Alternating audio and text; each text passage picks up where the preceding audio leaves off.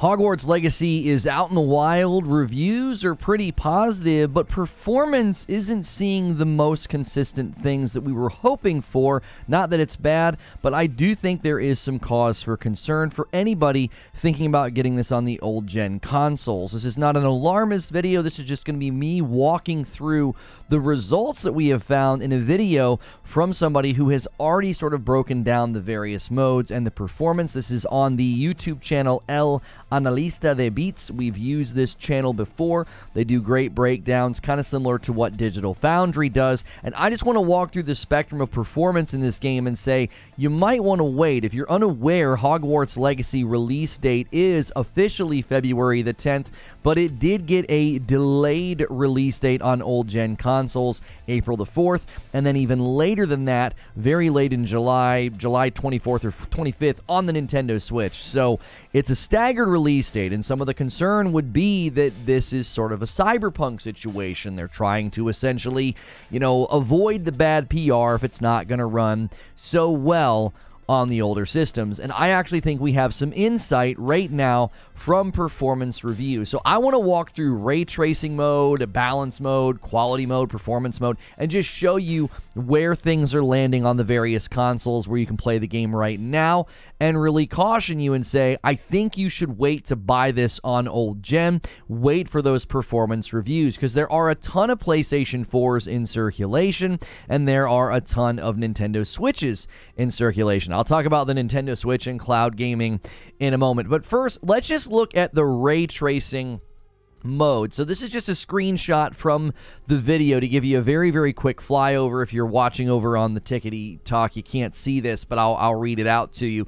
So you can see that both the Xbox Series X and the PS5 with ray tracing are landing in a 1440 resolution with 30 frames per second. Now, when you watch this section, it maintains 30, I think, reasonably well. Obviously, larger areas are where you're going to see slight dips. Now, ray tracing is not available on the Series S, so they just sort of show the quality mode. Now, this is actually, I don't think, terrible results. I don't think this is bad for a large open world game and ray tracing. I think it's a shame they didn't figure out a way to sort of upscale the resolution to do like a 4K checkerboard so they could have a 4K 30 FPS ray tracing mode like so many other games. But we do need to remember that Hogwarts Legacy did not promote itself as sort of a next-gen title. They didn't promote their game as having super crazy high-fidelity graphics, and I do think we need to remember that in these sort of analysis that we put out there. It's not necessarily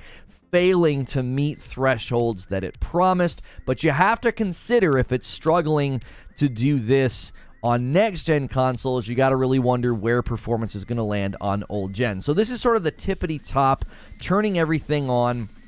Ray tracing mode is going to get you 1440. Then if you look at quality mode, now quality mode is still going to be prioritizing graphics, but it is going to turn that ray tracing off. And this channel, El Analista de Beats, they actually have a video where they just turn the ray tracing off and on, and it's pretty noticeable for those of you that are really, really looking for that in the game. You want to see the lighting and the shading and all of that. So where it lands in quality mode once you turn off the ray tracing is you get a little bit more resolution. So instead of the 1440, you're getting an 1800, but you're still landing at the 30 FPS. Obviously, anytime you turn up quality and graphical fidelity, you are going to lose performance, okay? And then you can see quality mode on the Series S is landing at 1188. It's 1188. That's kind of a weird resolution, but that's where it's landing, and then that's 30 FPS. So this is the best looking mode you can get on the Series S because there is no ray tracing on the Series S. So again, nothing here is bad, but nothing here is also that impressive. So you'd have to consider the fact that even with ray tracing turned off, they're not able to give you an upscaled 4K checkerboard. They're not able to do any kind of anything with the 4K. So that's not a big deal. I'm not criticizing the game for that lack of that feature. That's just something to consider in the grand scheme of things when you're thinking about the fact that they delayed the old gen by 2 months. I'll get to the reasoning for that in a moment. So the ray tracing mode seemed to actually have hitches. It did maintain stable 30 FPS, but when I watched this video, the section with ray tracing, I did notice some hitches. The 30 FPS was largely stable, but I did notice some snags and some hitches, so you may notice that as well, and you may want to drop it down to the quality mode.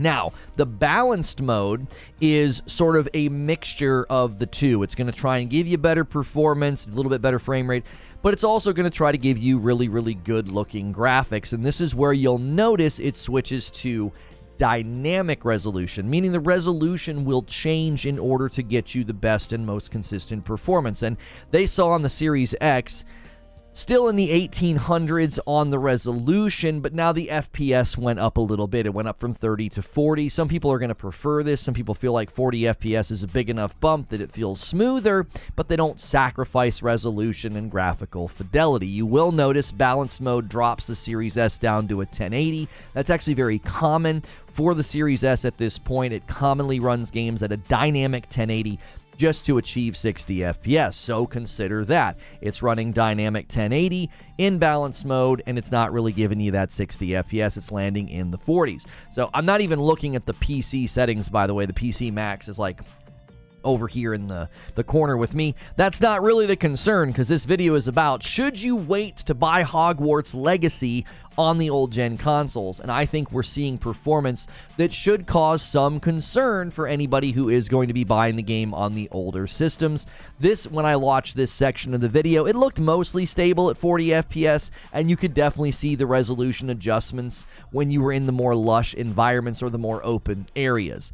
Now, this is where I typically land, performance mode, okay? So performance mode essentially says we're going to make sure we give you 60 FPS. At least most games are targeting 60 FPS, and they largely hit it. And in this game, you're going to be landing at a 1440-60.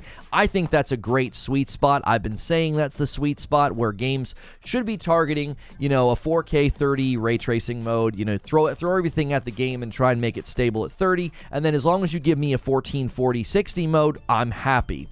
So the Series X and the PS5 landing at the 1440-60. Now, the Series S is starting to show some of the problems that I was worried about, you know, later in this generation, especially just being able to maintain, you know, graphical parity, even remote graphical parity with its big brother, the Series X, and it's landing at a 900p resolution just to hit 60 FPS. Now, this might be the lowest targeted resolution I've seen on the Series S to maintain 60 FPS. That's kind of low. That's lower than 1080. But again, when you target that frame rate, you're going to lose some of that resolution. Now, the thing to consider here is that in this spectrum of PS5 Series X versus the Series S is the weaker console. Then you got to consider just how much weaker you're going to be getting performance on the PS4 and the Xbox One. If they have to drop the game down to 900p just to get 60 FPS, what more will you be losing on the old gen consoles? Now, this section, I thought the frame rate seemed mostly stable. Again, there were slight fluctuations.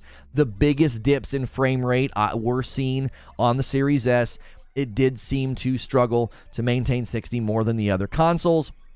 So this was one where I think I'm going to land on this one. This is probably where I'll land, because the last one, I just think it ends up lowering things a little bit too much. So if you're unaware, there is a performance high frame rate mode, which is going to target, you know, the highest frame rate possible. We saw this in Modern Warfare 2 and other games where you can actually get some games to run at 120 frames per second if you have a 120 hertz refresh monitor. So you will need the appropriate television and monitor if you want to turn on performance high refresh rate in order for it to look correct.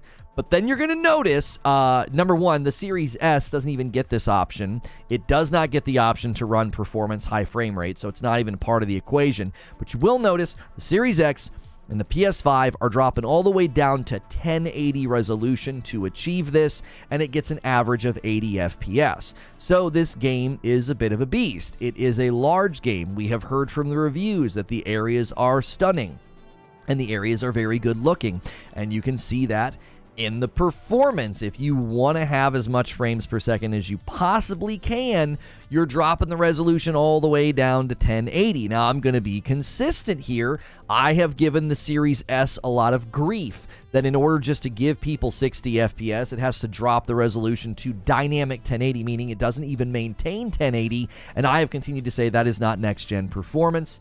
That is a significant downgrade, okay? So, in my mind, okay, this points to potential performance problems for the older systems, okay? If you think about the fact that the Series S is woefully behind in some of these comparisons, the Series S is stronger in many respects than the old gen systems. Okay, so just how much farther down do you think performance is going to go?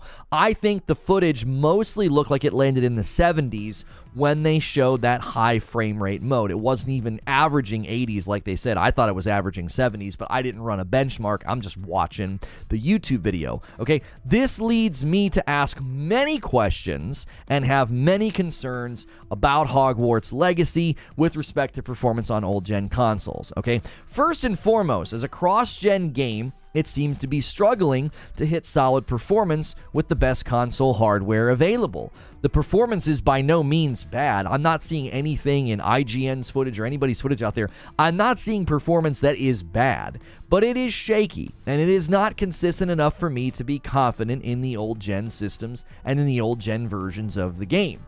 They have delayed it on those systems, and you really have to wonder what the real reason is. I'll talk about that in a moment. I did not expect this game to be some 4K next-gen masterpiece.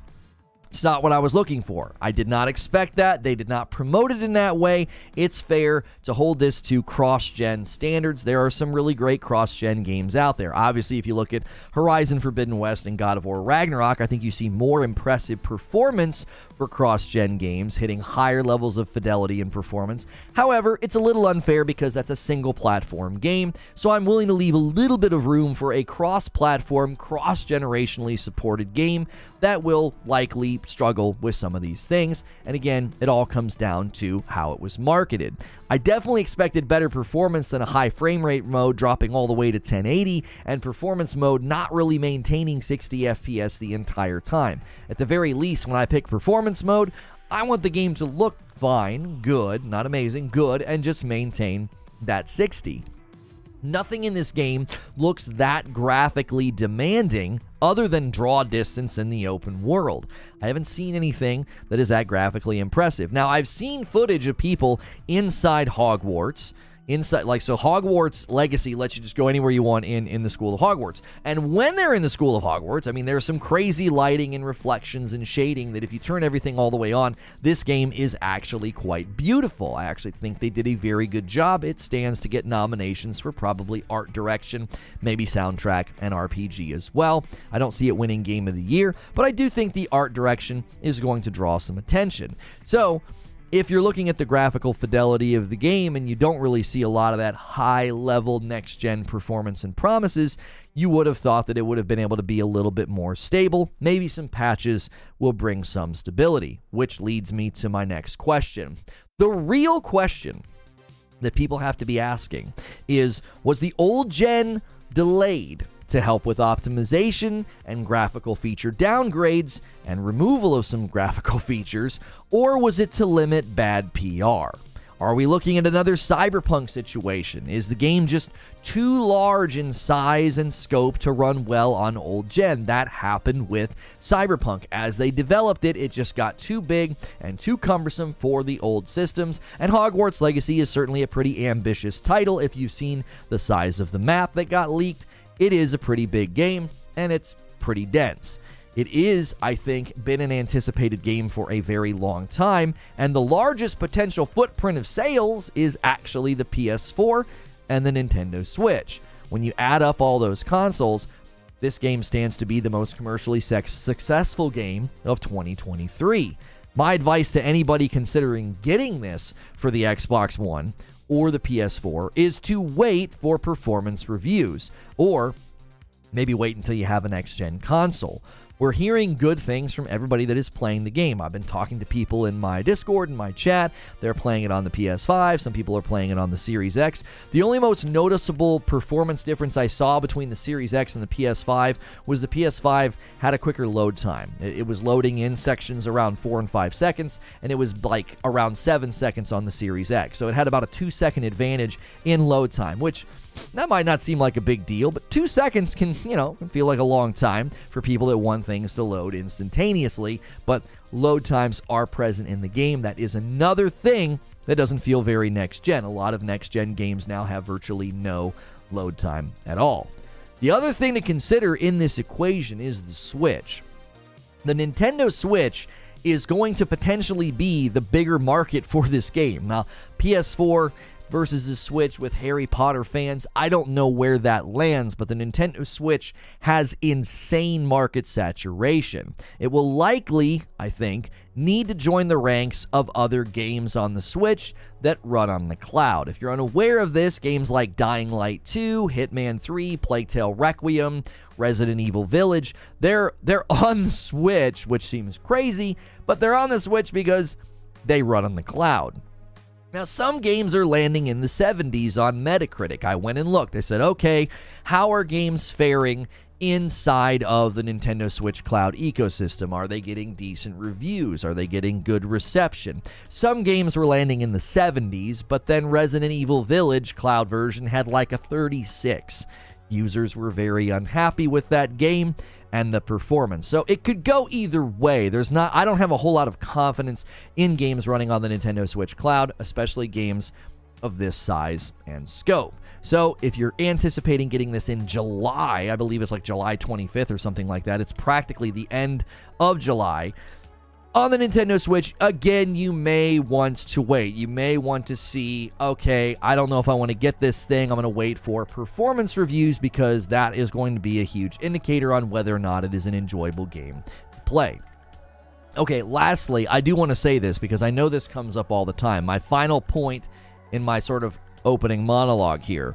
None of this is proof that the PS5 and the Xbox Series X are too weak, given that the game doesn't even get the smoothest performance on PC either. We saw freezing issues and stuttering and performance complaints from people on PC, and frame rate drops are even happening in the PC tests that I looked at. Nothing significant, the game's not broken, but I certainly think there are elements to this game that are performing poorly, and it has nothing to do with the PlayStation 5 or the Xbox Series X. We're looking at another game that I think failed to hit the top shelf levels of optimization, but it is certainly good enough to ship, purchase, and play.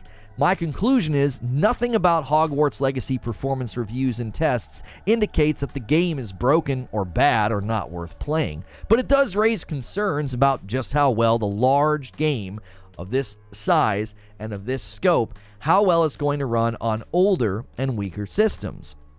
Just look at the performance on the Series S as sort of a trajectory of where you're headed if you buy this game on an Xbox One or a PlayStation 4. Now, the PlayStation 4 Pro and the Xbox One X may get better performance. We do know there's actually more memory in the Xbox One X versus the Series S, so we'll have to wait and see if maybe that gives it a slight edge. But those of you on the classic versions of those consoles, the PS4 and the Xbox One, you really want to consider the trajectory that the game's performance is likely going to be put on. This is a concern compounded by just how many PlayStation 4s and Nintendo Switches are in circulation, which increases the consumer impact that this could have if it is a cyberpunk level of old-gen performance. You're talking about a very, very massive audience of people that could buy this game and feel like they got absolutely taken for a ride. No pun intended. So, if this game is in fact another cyberpunk situation, they seemingly dodged that bullet by staggering the release date. They're getting great review scores now. It's getting well received. The commercial success is probably undoubted. I saw 350-something thousand people had wishlisted it on Steam, according to the Steam's database API. And it is going to be, obviously, I think, one of the more popular titles this year. It just stands to, I think, inquiry and a little bit of patience as to whether or not this game is worth playing on the old-gen systems. Right now, I'm telling people to wait.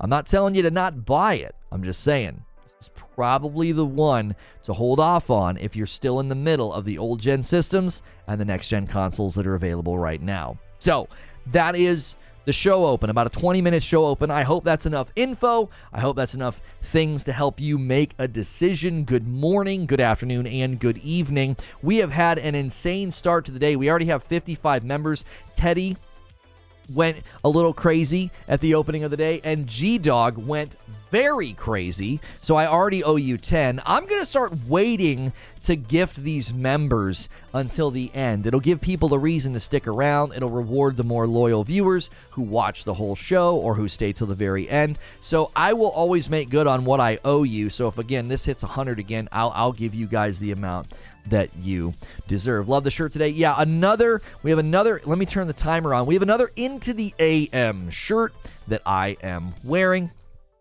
And this is one of my favorites. It's one of my favorites. It's like some spaceman with just dripping liquid. It's just awesome. It's an awesome shirt. Make sure and use my code over there. And I am wearing the Horizon frames from Gamer Advantage if you want to check those out. Sorry, but I'm in love with this game. Good to hear, Bellex. Good to hear. Make sure you guys are smashing the like button. Let's set our sights on 200 likes. That would be amazing. We already have 100 likes. We already have 1,000 likes over on the Tickety Talk. Wow, there's a lot of people over here, 60-something people. If I wasn't reading chat, that's how the show opens. I kind of go through a monologue. I don't even know how many pages of notes this morning. I had 8 pages of notes about Hogwarts Legacy, just trying to give people an idea of why I'm saying you might want to hold off buying this on the old gen system. You ordered 3 shirts yesterday. Thank you so much, Casey Davidson. I appreciate that very much. What's good, Captain Toasty Buns? What's good, Feed? I see you in the chat. You ordered 3. Oh, wow. You guys went crazy. They're going to be very happy with that. That's really, really good. That's awesome. That is a lot of shirts. Lono has drip today. I have drip today. I've been kind of feeling my hair when it gets a little bit longer and my glasses and all that. So again, big thanks to G-Dog and Teddy. If you guys want to get a gifted membership, one of the best ways to get a gifted membership is to be here as often as you can. So we're seeing here one of the earlier steps where you're going to be doing some symbol pathing to unlock something. And that is, this is very early in the game, so none of this is like spoiler material. This is stuff that happens in probably the first 15 minutes of the game. No major story spoilers in my coverage. I will be diving into Hogwarts Legacy gameplay for my second show today. Why is there a delay? Optimizing controls could be a thing. I am open to the fact that Hogwarts Legacy's release date on the old gen systems is primarily been staggered for optimization. I'll leave room for that, right? Sorry, I will leave room for that. I will. But looking at the performance that we're seeing right now, you know, you can look at the El Analista de Beats channel. I don't know, man. I'm looking at that thinking, this game runs fine. It runs fine. So if it's going to run fine on a PS5 and a Series X, I think it's totally fair to say this game might struggle on the old systems. I mean, I don't know what else they could turn down. Think about the fact that if you run let's just analyze this just for a second. This right here, okay? If you want to run, as high frame rate as possible, they're dropping next gen systems to 1080, okay? And this is probably the better one to look at, right? So right here you can see if you want 60 FPS on the Series S, it's dropping you all the way to 900. So the question you have to ask is, just how far can they drop this game's resolution and graphical fidelity on the old gen systems before it starts to look really bad? That's the question, right? At what trajectory are they putting you on? Could it be cloud only on last gen, says Zubair. I have no idea. I guarantee you it's going to be on cloud. It's going to be on cloud for the Nintendo Switch. I don't see a way around that. I don't. I don't see a way around that. I don't see how you would launch this game on the Nintendo Switch in its current in its current state, right? I don't see it. I'm not like, I don't know, man. How on earth are you going to get the areas like this, graphics like this? If you've seen some of the boss fights and the size and scope of movement and animation sets, I'm like, brother, there's no way this thing's going to run natively on the Switch, right? There's just no way. I can't see it.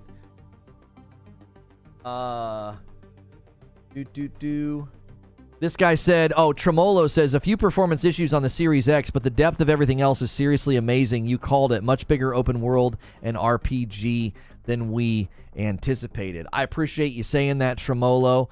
I'm not too shabby. I'm not too shabby at calling my shots. We've gotten pretty good at it here. It looks like they're having trouble with so many players jumping into Hogwarts Legacy. This is Finch, the CM. He says, we're experiencing some issues with account linking due to the high demand. Our teams are quickly work to resolve the issue, and account linking should be functioning again. You will need to fully close and relaunch the game to claim your rewards. So if you were having trouble with account linking, they seemed to have they have fixed that. Excuse me.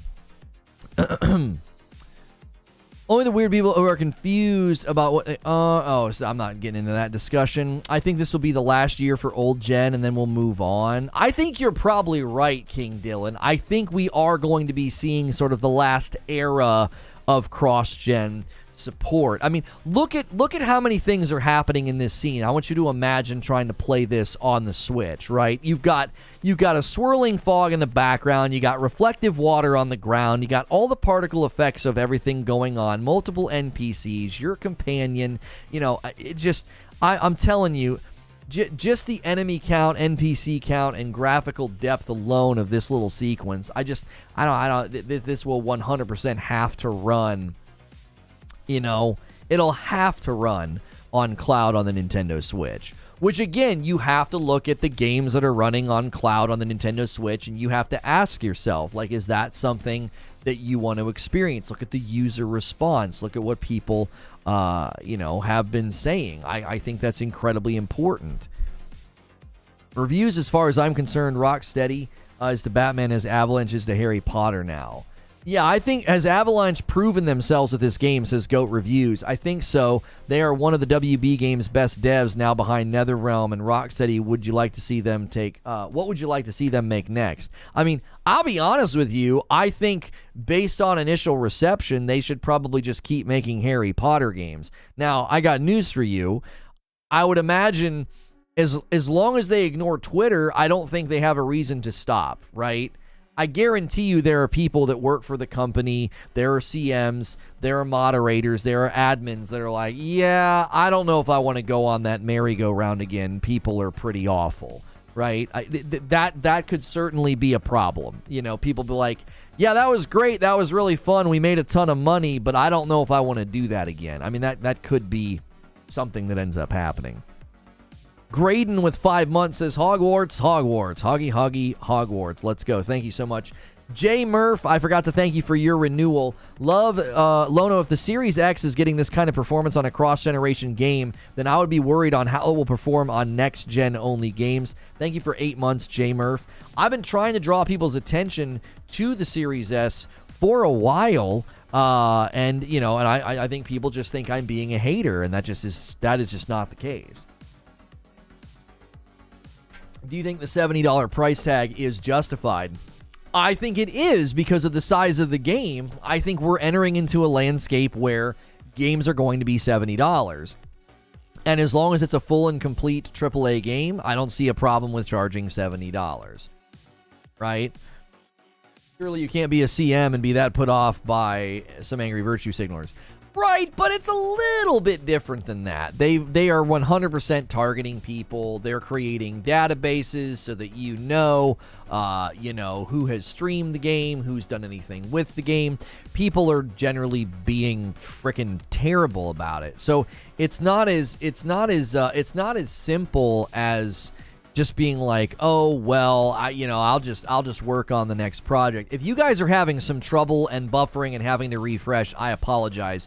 Our viewership behavior this morning is insane. I'm not sure what's going on. I know YouTube's experimenting with things, and it could be that, but I don't think I've ever gone all the way up to 500 and back down to 400 in a matter of 5 minutes. So if you're having to refresh or you're getting buffering, that's not on my end. That could be something that YouTube's doing. Just be aware, sometimes lowering the resolution helps with that. Like if you're having trouble watching and you're having to refresh. Xerox coming in with an 8-month renewal, and it's a member plus. Another month goes by fast when you're having fun. Keep up the good work, my guy. Thank you so much, Xerox. I appreciate it so much. The more you know. Yeah, we're just in a total free fall right now, so YouTube must be having some issues. I am sorry about that. Just as a reminder, since if the website's going to be messing up, I'll take a little break to just talk about all the things going on right now. You can get a 20% discount on our Frickmas Blend coffee, which I don't have it in the frame right now. Let me pull it into frame. Frickmas Roast, you can use code GETFRICKED. Get Fricked in February. We've done this before. It's a way to move through our holiday blend, Frickmas Blend. So use code GETFRICKED. You can go to reforgeroast.com if you want to order the coffee or use the coffee command in chat. You can also use my shirt command or my glasses command if you want to support those sponsors as well. Alex with a $2 tip and another $2 tip says, it's unfortunate I travel for work and the S is so portable. Yeah, I have found moving my Series X around to be quite easy. I actually have found that to be very easy. Its box is super reusable. It fits in very, very nicely. Crimson says, played 16 hours yesterday, start slow, but I can't put it down now. It is addicting. And the worst part is its turn into a game with winners and losers, not an avenue of change. Yeah, it's basically, yeah, I don't even like discussing it because, like, it's just, you're giving quarter to stupidity and logical fallacies and morons. It just isn't even worth engaging with. It only gets traction in places where you can't have actual measured conversation, because measured conversation, it just dissolves the entire discussion. You know what I mean? Companies are charging more for everything because you're too dumb to say no. That's exactly right. I'm too dumb to say no to prices going up. You know what I'm saying? If I just went into the grocery store and said no whenever the prices went up, or, you know, when Blu-ray prices went up and the cost of music went up, and renting movies digitally when those prices went up, and even buying movies digitally when those prices went up, if I would have just said no, it wouldn't have happened. Like, that's all I had to do. We could have really stopped, you know, the global markets from experiencing, inflation and fluctuations of needed resources and supply and demand movements across channels that are larger than they've ever been. All I had to do was say no, and it wouldn't have happened. It's that simple. There's no nuance to the price increase of objects and items in the modern day market that is now global and no longer local. But, you know, if we would have just said no, we would have been able to put a stop to all of it. Yeah, it's all my fault. Yeah, I'm too dumb to say no.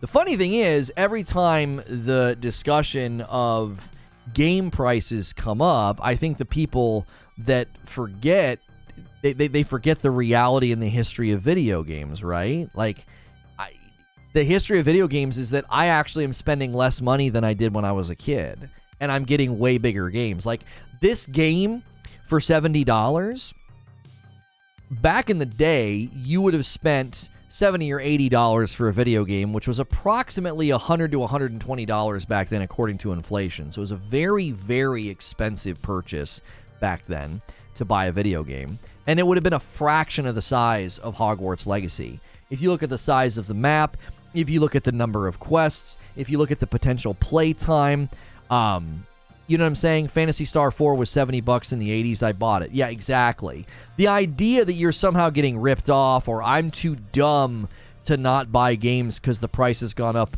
just absolute staggering $10. I just think it's such a juvenile view of what's going on in video games. It really, really is. Like, I'm very dismissive of people that behave this way because you've not really thought through your position. Twisting words and meaning. Right, as in, if I wouldn't purchase the games, if we would have just all stopped purchasing games, that would have solved the problem. You're right. That's traditionally a very effective way to stop a price hike, is just to not buy things. That's right, yes. Because when demand goes down, commonly the response, from the company is to lower the prices. Actually, there's a relationship between supply, demand, and price, where typically when demand goes down, it doesn't universally lower prices. It can sometimes actually increase prices because less items are being purchased and they need to increase their margins per purchase, which is if you actually look at it, you would probably then maybe potentially drive up prices, or not drive prices up, but increase monetization or other practices for subsidization of the size of these projects. But again, I'm too dumb to know what's going on. Hey, Lono, so PS4 is still an option, or better, PS5? You can buy Hogwarts Legacy for the PS4 and the Xbox One if you would like. It's not coming out until April the 4th. And I've been telling people that they should wait. I would wait for performance reviews. You know what I'm saying? I wouldn't say boycott it or don't buy. I'd be like, listen, man, listen. If you're going to look at the game over the next 2 months, you're going to have a very, very firm grasp of the size of the game, the replayability, what's the gameplay feel like, is Hogwarts Legacy gameplay worth diving in, right? You're going to have a very, very broad and good picture of this game over the next 2 months. So the question at that point will not be, are you going to get your money's worth if you buy Hogwarts Legacy on old-gen consoles? The question will be, how's it going to run? Does that make sense? Like, if you're going to wait all the way until April, why not wait a couple more days and let people do performance reviews? Hogwarts Legacy performance isn't bad, but it certainly isn't impressive. This isn't some incredibly optimized game. Like, typically, if a game's performance and its optimization is at a high threshold, you will hear about that in the reviews and in the breakdowns. You will hear about that. We're not hearing that. We're not seeing that. We're seeing, at some level, we're seeing quite the opposite, right? Like, I mean, a great screenshot to keep coming back to is the Xbox Series S 900p 60 FPS. That's a very low resolution to hit 60 FPS. So you just have to wonder, what exactly you're going to get on those older consoles. It's priced to storage capabilities. In the late 90s, it was expensive. Some of the cartridges have more bandwidth than the consoles. Okay, I'm not going to dispute the fact that the prices back then were based off of other things, okay? But the scope of the projects, the size of the development companies, the length of time it took them to build those games was a fraction of the cost and size of the games now. Average cost of development, budgetary size, the scope of the project, the number of employees needed, the number of years needed, the number of potential investors that would be, allowed to even invest in the project. That drives everything up, right?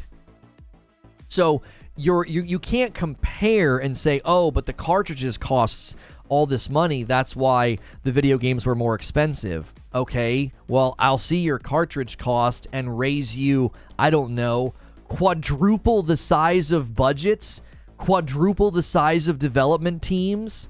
So if you're willing to pay more for a cartridge back in the day because of the cost of plastic and shipping and housing the cartridges, why are you not willing to pay more for games that are significantly larger than those games as far as replayability, as far as size and scope of where you can do what you can do and what you can experience, and the number of people and hours and time of production to ship to market is significantly greater? So, like, your willingness to pay more back then because it's plastic, but you're not willing to pay more for games that are significantly larger doesn't make sense to me. The value transmission is significantly greater now.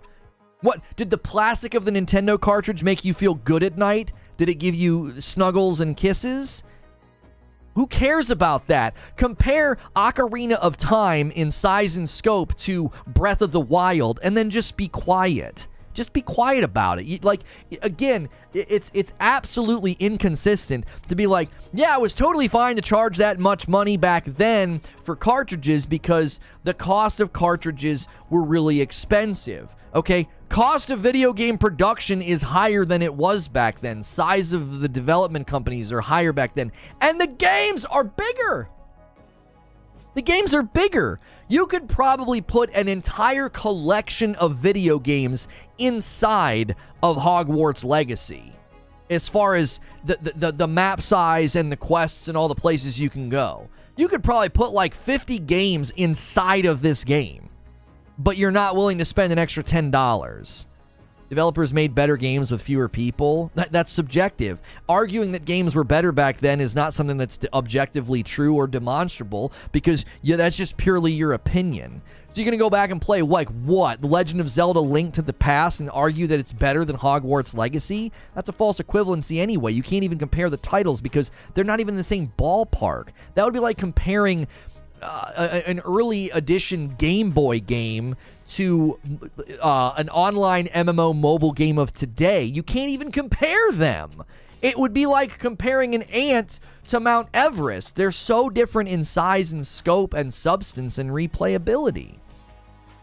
GoldenEye was dope, though. I've been playing GoldenEye on my Xbox, and I got news for you. That game is a matchbook in comparison to the library of content that you get in just one game now. Just one game is 100 times larger than those games back then. Now, bigger doesn't always mean better. That's not what I'm arguing. Night Fury, thanks for sending some corn and some roses over here on the Tickety Talk. It doesn't pop up because I have the large chat. They need to update that. Just because I run large chat doesn't mean I want to see those announcements. If you guys are just tuning in, we are asking the question, should you wait to get Hogwarts Legacy on old gen consoles? I am cautioning people to do that, right? I'm cautioning people to wait, because I actually think the performance that we're seeing, Hogwarts Legacy performance, is fine. It's fine, okay? It's not bad, but it certainly isn't great. And I think it's a cause for concern to say, you know what? We should probably wait, okay? Cross-gen game as an example. So the PS4 Pro and the Xbox One X hit 1080-30 in Dying Light 2 balance mode. And then the Xbox One landed at 864-30 and the PlayStation 4 864-30. And Dying Light 2 is probably arguably in a similar lane of like draw distance and graphical fidelity as Hogwarts Legacy. I would say they're in a similar, they're not identical, but you know what I'm saying? Like, I would actually say that's a pretty good measure of where this is likely going to land. You're looking at this game probably landing in the 800s on resolution and 30 FPS on the old gen consoles. You have to ask yourself, is that worth it? How's that going to look? You know what I'm saying? You know, it's like at this point, I wouldn't buy it. I wouldn't. Now, obviously, I have a PlayStation 5 and a Series X, and I have a decent gaming rig with the 2080 Ti because I want things to look good. So I wouldn't imagine going back and buying anything on a system like that. But if you've fallen on hard times and you can't get a Series X or a PlayStation 5, well then, you know, I get it. Do what you can. But, you know, 2002, the CD era, 50 games. In 2002, $50 game, it's about $81. Yeah, even back then. Yeah, even after I graduated high school. I graduated high school in 2000. 2 years later, 2002, a video game back then for $50 when you were buying them on a disc, no cartridge. You're buying them for $50. That's equivalent to $81 today. So you were essentially spending $81 on disc games just 20 years ago. Just 20 years ago. God, you're old. Thank you. Thank you, everybody over here on the Tickety Talk for sharing and liking. You guys are the best, guys. Thanks so much over here on YouTube for smashing the like button. Let's set our sights on 300 likes. We've had a really, really strong start to the day. We will be jumping into Hogwarts Legacy gameplay. It'll be our second show of the day. You won't be able to watch over here on the Tick. You'll have to come over to YouTube and watch it, Reforge Gaming. Let me get the video up that we watched yesterday that I thought was very, very good. It was ACG's vid. It was ACG's vid. Where is he? I thought his vid had some good stuff in it. Let's get this one up on the screen for you guys periodically just to have some good gameplay. There we go. Just some different things to take a peek at here. Be sure to support these guys. How can you dismiss 99% of irrelevant conversation? Boggles my mind. I'm not sure I'm dismissing 99% of irrelevant conversation. I'm literally giving you the facts. Like, okay, ignore cost of the items, CDs, cartridges, whatever. Ignore that. What you're saying is back then it was okay to charge the equivalent of $80 to $100 for a video game because of the device that it came on. There was a cost associated with production that's fine to dump that onto the consumer. Okay, you would then therefore have to justify and claim logically, according to your own argument. I'm using your argument. This is not my argument. I'm using yours to dissolve itself, okay? You would then therefore have to prove that there has not been any increase in production costs, but a decrease in production costs to bring you a game like Hogwarts Legacy. You would miserably fail in that effort. You would not be able to say the $50 to $60 game I bought 20 years ago cost more to make than Hogwarts Legacy. You would fail in that effort. And then in failing to do that, you would fundamentally dissolve your own argument. Your own premise, your own starting position undercuts your conclusion, because you are totally fine with games costing more back then because it was related to a production cost. The only way to maintain your position would be to argue that production costs of games has gone down. You can't do that. You would fail in that effort, making your argumentation null and void. Like, it doesn't function. It breaks down. Okay? That's not my argument. That's your argument folding in on itself when applied appropriately, not just cherry picking and acting like a price increase is just an automatic, cash grab. Like speaking in like platitudinous Hallmark statements. You know what I mean?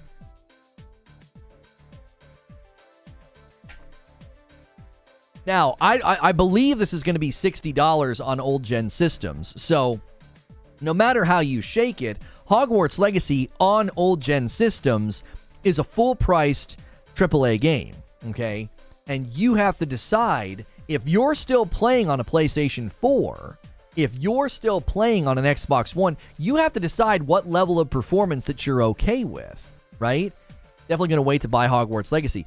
I can say right now, it looks worth purchase on next gen, according to reviews, according to performance, all of those things. I think it's worth purchase. You know what I'm saying? Guys, we have 517 people here. If you are enjoying the show, there is a really easy way to help more people find this video. Smash that thumbs up button, hit subscribe. All you have to do to talk in my chat, it's totally free, is hit subscribe. And you can talk in my chat. I want to hear from you. Feel free to enter the debate. Feel free to commentate on the gameplay, or maybe say where you're planning on buying it. Are you planning on waiting? Is there anybody here right now that's still on old gen? I would really, really want to know. The storage, bro. The storage medium is the basis of the conversation. You need to compare storage prices of today by bit per bit and then apply relevant inflation prices. No, but again, you're fundamentally failing to substantiate the fact that production costs of video games today have gone down. Until you can substantiate that, your argument's dead and on the floor. Your argument's dead and on the floor. Just because there was a storage cost associated with the production of games back then doesn't substantiate the position that the production costs are lower now. Let's grant your premise that storage costs were really expensive back then, and the chipsets and the storage that they had to use in the cartridges drove prices up. Explain that to me about CDs then. In the era where they were putting games on CDs or DVDs, you were going to the store and you were buying a disc, right? And you were spending $50 to $60, which is between $80 and $90 according to inflation. So you were totally fine in 2002 buying a game for approximately $80 to $90 according to inflation. But now if games go up to $70, which is still cheaper than they were 20 years ago, you're like, oh, but storage.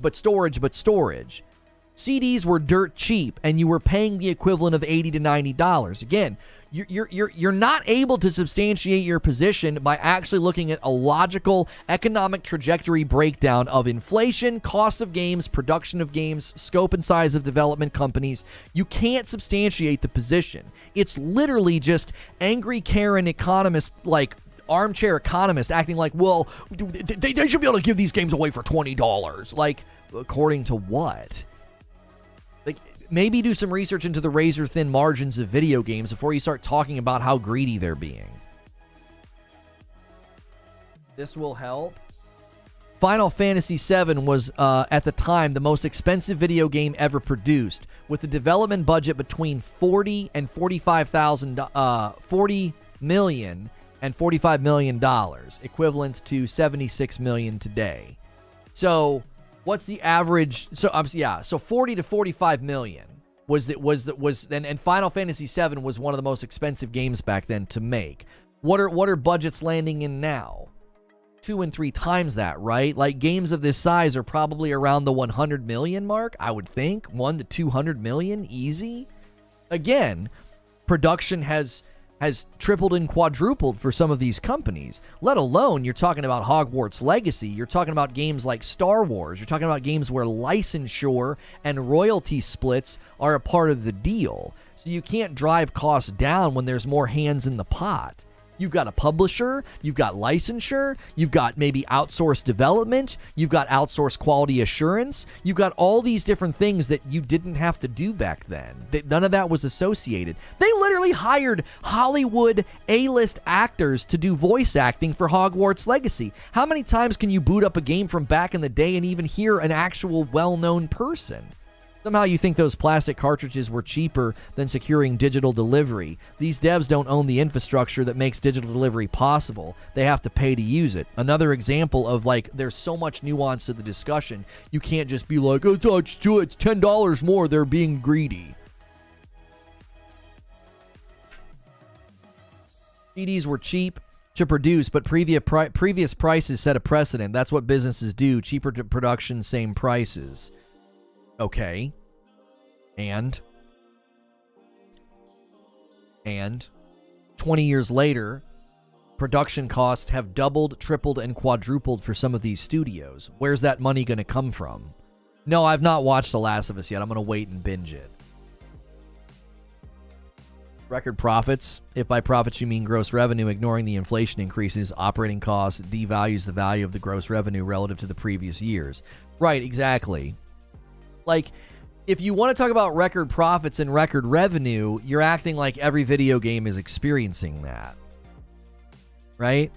So let's imagine that Sony and Microsoft are swimming in like Scrooge McDuck levels of money. Does that mean that Avalanche and WB and every company associated with Hogwarts Legacy is also experiencing record profits and record revenue? Techno says cartridges were made with custom PCB. They're not economically feasibly to mass produce. CDs, however, were standardized and had mass production lines already set up from other industries. There's plenty of games on Steam that cost $5. They don't have a $100 million budget. Right, yeah. Sony's profit margin last year was 10%, only 10%. Right, exactly. So, like, yeah, they generate a ton of revenue, but as far as profit is concerned, those margins are incredibly important for future investment, expansion, more companies, in reinvesting in your existing developers, maybe buying a developer. You know what I'm saying? Guys, as a reminder, if you're a fan of Reforge Roast Coffee and you want to stock up on the Frickmas Roast, that's our holiday blend. February's the month to do that. Get fricked in February. Use code GETFRICKED and you'll get 20% off. Everybody stocked up yesterday. People were doing 5 bags because the 20% off basically makes shipping free on 5 bags and knocks so much off your cost. So grab yourself 5 bags, you get a box of coffee, and the shipping basically is free because of the discount from the code. Basically knocks more than the cost of shipping off. And do me a favor. Let's hit 300 likes. Come on. Hit that thumbs up. We got a lot of people watching right now. I don't know where you're watching from. I don't know where y'all have found me from, but we got a very, very good amount of people here. We have been trying some new things.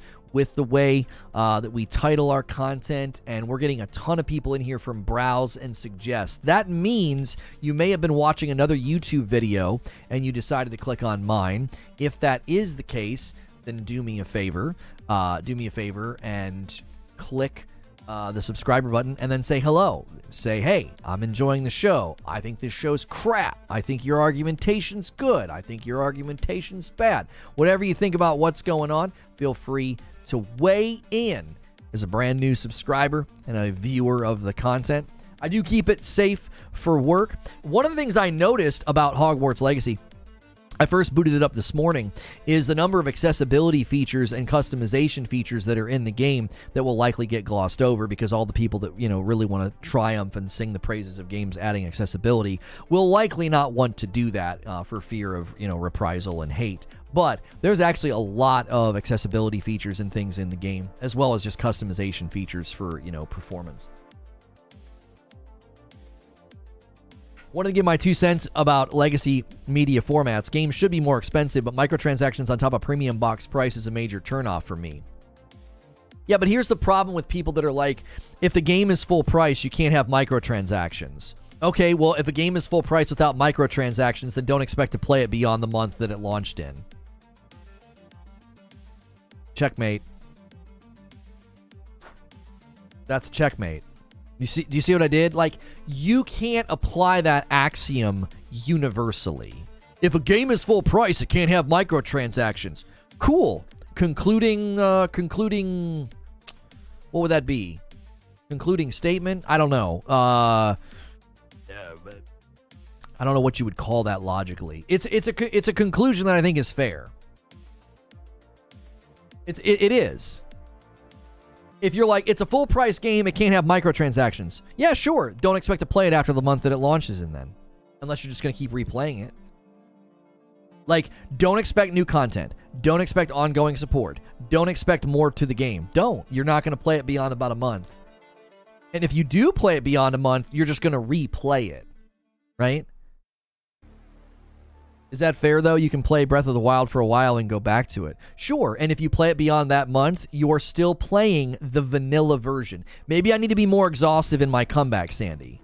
If you don't want a full-price game to have microtransactions, never expect the game to change after that first month. You're always going to be playing the vanilla version of the game. Sure, you can get a lot out of the vanilla version of Assassin's Creed Odyssey or Breath of the Wild, but that's it. That's the game.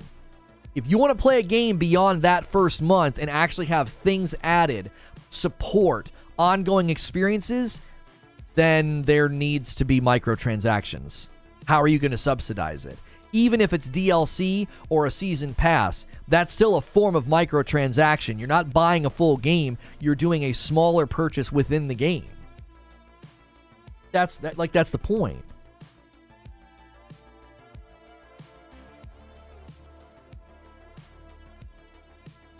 I love your insight. It's super nuanced and actually surprisingly helpful. However, the Alex Jones vibe is a bit of a turnoff. Then frick off and don't come back. That's fair. I guess DLC does count as microtransactions. Anything that you spend that isn't the vanilla purchase of the game, like, that's not at all... That's a microtransaction. Now, that's not you buying a pair of glasses or a cape, okay? That's not you buying a cape or a hat or a horse, right? Not at all. I'm talking about if you buy the game at full price and you don't want any extra purchases in the game ever again, then you will only ever play and get to enjoy the vanilla version of the game. That's it. That's all you're going to get. Like, that's my point. That axiom only works with games that are like, here's the game. A great example of this, God of War Ragnarok. $70 game, 0 microtransactions, and guess what? If you play the game 2 months after release, 3 months after release, that's all you get. That's all That's all you get. You just get the vanilla version of the game. Right? Now, Horizon Forbidden West. Look at what we have. We have a DLC on the horizon. If I want to play an expanded or updated or supported version of Forbidden West after launch, what do I have to do? I have to do a microtransaction. It's not you buying a game. DLC isn't a microtransaction? Yes, it is. A microtransaction is a smaller purchase of anything additive to the experience. You can shuffle things around, and you could try to argue that, well, expansions aren't microtransactions or season passes aren't microtransactions. What, does the dollar amount matter? Was wondering, do you have a mocha type flavor coffee? I believe our dark roast has a chocolate flavor undertone to it. I believe. Is Loney bragging again? What's good, Derek? What's good? Like, I consider 99 cents, $4.99 a microtransaction, DLC closed to an expansion to a game. So $49.99 season pass to Marvel Midnight Suns is a microtransaction? No way. But don't you see, Joey? Don't you see? Is it just the price point then? Is it just the price point? Because there are season passes that are $10. Is that a microtransaction? But if a season pass is $50, it's not a microtransaction? That's totally subjective. That means the goalpost moves every time the price changes. So if the $49.99 Marvel Midnight Sun season pass goes on sale for $10, did it suddenly just become a microtransaction? It transformed? SDO with a 2-spot. Never got the anti-microtransaction issue. It's optional. And the 2-spot from NC. Oh, I answered 2-spot from NC. Thank you guys so much. You guys, I believe they have added gifted members on multiple platforms now. If you want to gift some members on YouTube, I will make good on my promise. I currently owe you guys 10 members. You can click the $sign at the bottom of the chat and see if you can't help us push this goal even higher. We're pushing for 2,000 members if you guys want to have the Star Wars watch party that we do with my wife. We've already done 2 of them, episode 1 and 2. So thank you to G-Dog and Teddy for doing this morning. They already got a crazy amount for us. Microtransactions wasn't a thing, yet DLCs and expansions were. DLCs and expansions, by definition, aren't microtransactions. Okay, we don't need to pedantically decide what a microtransaction is. The point is, when someone says a full-price game shouldn't have a microtransaction, it's no different than the people that got mad that Spider-Man had planned DLC when it launched. It's no different. The game comes pre-baked with things that you can buy. Like, that's the point that I'm making. Now, if you want to get more nuance in your position and be like, full price games, thank you for the gifted member Mince Tree. It went to Scruffs. There we go. You guys can gift one member at a time. You don't have to do like the big, huge member bombs. I know guys in chat like the flex, but you can help pay it forward one member at a time. Like, don't let these guys, intimidate you with their big member bombs. Like, if you're going to be more nuanced in your position, then I think maybe it's a more sustainable position to be like, listen, a fully priced game can have expansions and DLC, but a full price game shouldn't have any microtransactions. There shouldn't be a cosmetic store. Okay, that's at least a reasonable position. I still think it's difficult for that position to survive because, again, not every game fits into that nice clean cut of, well, let's take Diablo 4 as an example. Diablo 4 is going to be a fully priced game, okay? There's also going to be expansions. There's also going to be seasons. Now, Diablo has said their seasons are totally free. And then they have the annual expansions that will likely cost money. Now, if they wanted to, every single time they did a season in Diablo 4, if they wanted to charge $10 for some kind of a battle pass, I'd be like, that's totally fine. Like, it's an ongoing game. Like, it's no different than the battle passes and the season passes you buy in a game like Destiny or Fortnite. An ongoing game that continues to get support and updates and changes and blah, blah, blah, right? Don't you see, like, that'd be fine if Diablo did that. That wouldn't be bad.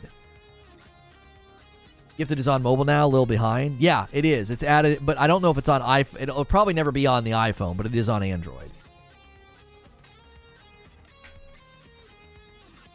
Like, so I'm willing to concede that DLC and expansions aren't technically microtransactions, but you got to be real specific if you're going to say a full price game should never have microtransactions. Okay? What about an ongoing game? What about a live service game? What about a live service game with battle passes? What about an ongoing live service game with servers and maintenance and monthly to weekly patches and updates? How do you subsidize that? With just the initial purchase? Like, you know, I don't need to push back on the position to be right about, like, well, DLCs are microtransactions. I can concede that point, but like, okay, fine, microtransactions are in their own category separate from DLCs and expansions, but you've really got to question, what would you allow in a game type that isn't a one-off game? There are $70 games that are out of the box wanting to go beyond that first month. Is that wrong? Are you getting ripped off? I don't think so. Now, good news is there are no microtransactions in Hogwarts Legacy. It's a full-price game. There are no microtransactions. Now, there is an initial microtransaction. You get the deluxe edition, and you get an outfit and a mount, and you get access to extra content. Okay, so, but it's not ongoing microtransactions. There's not some cosmetic store. Sorry, Lono, can't afford to sub or gift subs due to spending money on all the live services. Just kidding. That's good, Quintar. I didn't like Diablo 2 Remastered. I wanted them to modernize things like stamina and potion stacking. I would love microtransactions in Hogwarts Legacy. I want more mount, skins, wardrobe, etc. That's why there are games like God of War and games like COD and so on. What experience do you want? Exactly. Like, you got to be careful when you draw those lines. It's like, well, yeah, I guess there are some games where it's fine. Yeah, full price, no need for micros. But it is nuts to me that we live in an era where we now pay less for games that are 10 times longer. And when given the option to get even more of a great game, we complain. Right, exactly, Derek. Like, we just reminisced. I was just in Ohio, and we reminisced with GoldenEye. And then we really reminisced. My dad got a cable to let him hook up the Coleco. Okay? Those games they're pinnacle. In their industry, at some level, these are history-impacting games in a piece of plastic.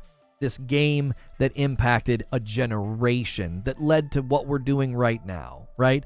There's probably somebody that designed a character in this game that touched a Coleco game when they were a kid, okay? So, you have to look at them in context and say, those games are...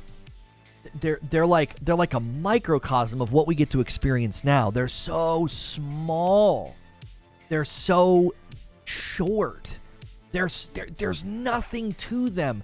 Just the menu in this game is more substantive and has more data in it than the entire game of Donkey Kong. You see what I'm saying? Like, you have to look at how much you're getting comparatively. Looked up the numbers for storage price argument. So Parasito discovered that it was around $6.33 a meg back in the Nintendo 64. Okay, what's the difference? Is it going up, Parasito? Is this going up like? What, 19 cents a gig now? It looks like we're getting a far better deal now, according to this. I'm old, and I remember paying $80 on Street Fighter 2 back in the day. I have no problems with game prices going up. Like Lona said, you get so much more for your money. No, storage prices have always dropped exponentially. Right, but I think that adds credence to what he was trying to say. Right? Creature says we should rename the membership levels to Cosmetics, DLC, Expansion, and Live Service. That's right. He was basically saying that. He was saying the cost of storage back then was really, really expensive.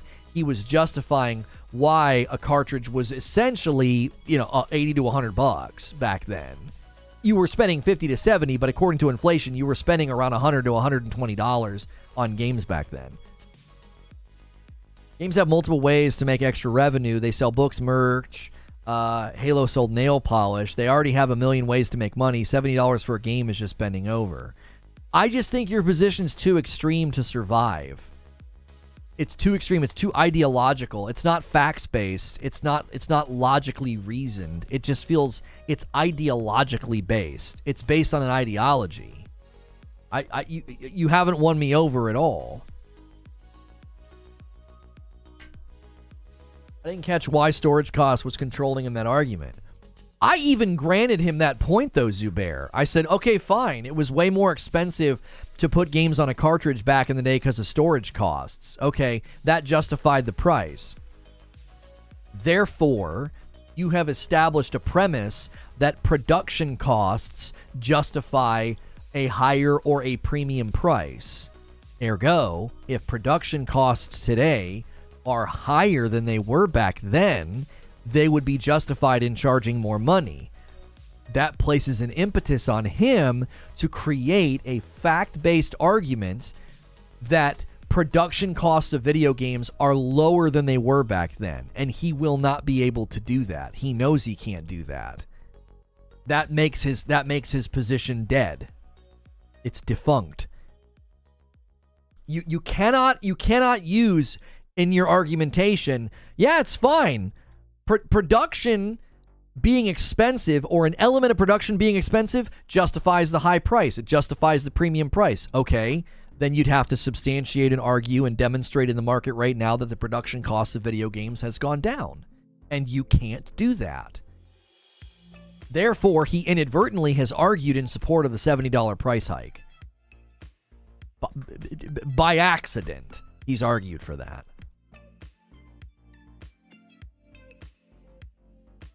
Modern production costs are not efficient nor cost effective.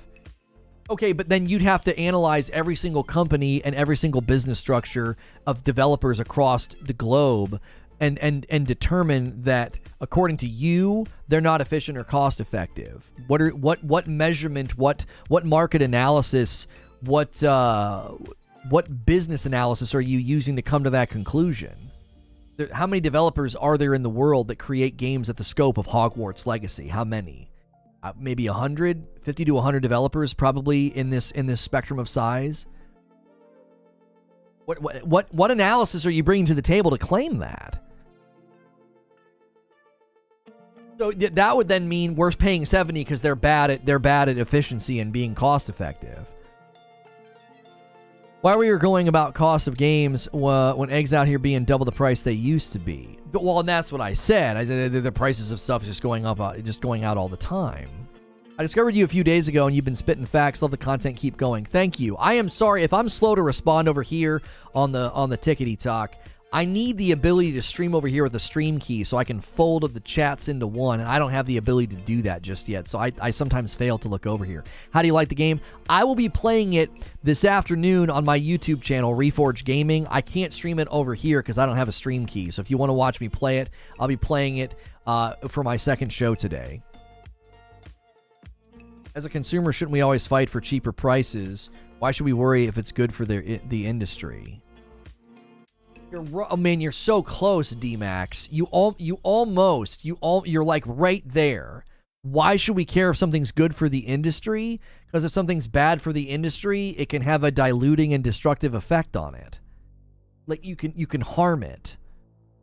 Like imagine that there was a local restaurant, okay? And you really like this local restaurant. They have amazing food, okay?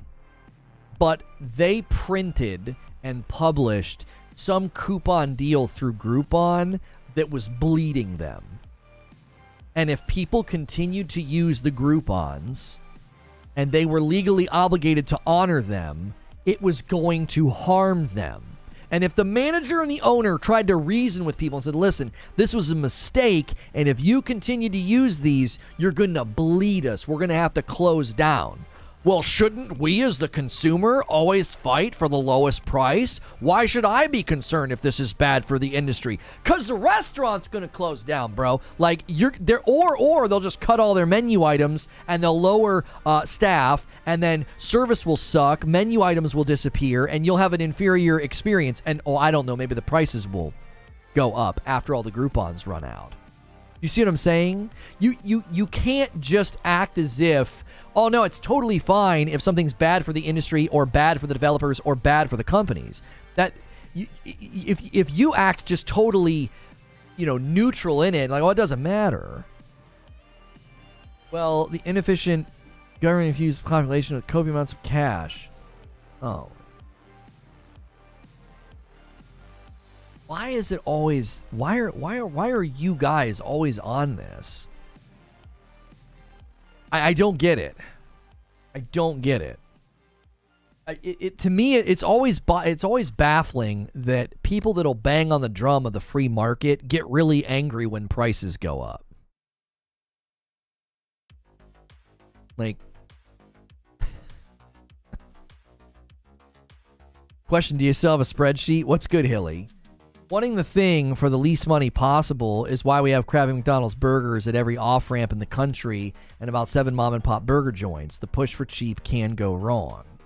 Well, right, it has a diluting effect. Like, you don't have all these amazing local burger joints with high-quality, locally sourced beef that tastes amazing. Like, come to my house, I'll buy ground beef from the local butcher that's locally sourced from a local farm. I'll make you a burger that'll blow your hair back. But that you can't get that at most restaurants now. Same argument companies are making now to raise prices. Oh, it's inflation, but corporations are making record profits.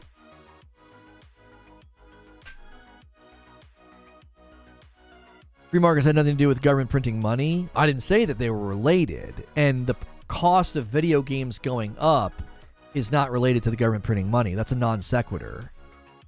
You haven't demonstrated how the cost of video game prices going up, which there were whispers and murmurs of this for the last 5 years, because anybody that looked at the history of video games knew it was coming.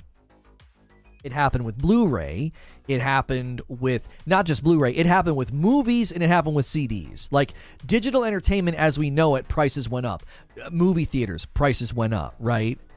And if you want to look at it like unidimensionally and be like, it's the government's fault, I feel like you would fail in economics class. You know what I'm saying? You would like sit on the teaching of Thomas Sowell and they'd be like asking for nuanced explanations for like global market fluctuations and supply and demand, and when a supply chain gets choked or when natural resources start to plummet in certain areas, and you'd be like, well, it's the government's fault. And you're like, okay, F, you've failed. Like, it's never that simple. Is the government a factor? Well, of course they are. You can't act like they're not a factor. They love to launch inefficient, expensive programs. They're very good at it. But that has nothing to do with $70 video games. You want me to be happy and just accept companies raise prices? I love your content, but I'm never going to agree with that. I never said that you should be happy about it. Did I once this morning say you should be happy about it? Make them $80. Here you go. No, I didn't argue that. If anything, Master Jazz, I've been very consistent on this. Totally fine to raise the price of video games. But if you're going to put yourself in the market at $70, you better deliver premium content, because that's the premium price. There are games for $30 like Hi-Fi Rush. There are games for $40 or $50. There are games that are $60, and then there are games that are $70. If you are going to charge $70, you better bring a premium product. It's why I criticized Gotham Knights. It's why I criticized Plague Tale Requiem. And there was a game recently that I took to task for this. You're going to walk into the market and say, yep, we're $70 game. I did that with the Dead Space remake. I didn't look at the Dead Space remake and see a premium top shelf product. It was a $60 really good looking remaster. I don't want to have that debate. But you see what I'm saying? Like, I'm not telling you to be happy about it. I'm saying this is a reality. And like The Legend of Zelda Tears of the Kingdom, when that game launches, if it's 70, I have no problem with that.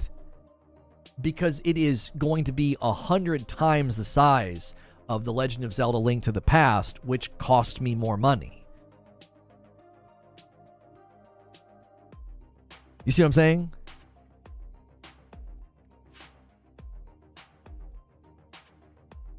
Yeah, who cares about that, Skiffy? People are going to be nasty. People betray who they really are in moments like this. They betray who they really are. Still crap, in my opinion, when a console game is 70 and then simultaneously it's 60 on Steam. Right. Captain Crunch, that right there is, that's not something that you can really defend economically. That's a choice that PlayStation and Xbox have made. They have said, we want pricing parity. If we're going to be putting our games at 70, we want pricing parity. These big titles should be 70. That's their choice as a business, and the market will respond. And if you look at PlayStation sales, it hasn't really caused even a smidgen of problem. It hasn't. So, like, again, you get to... Eugene considers a convenience tax.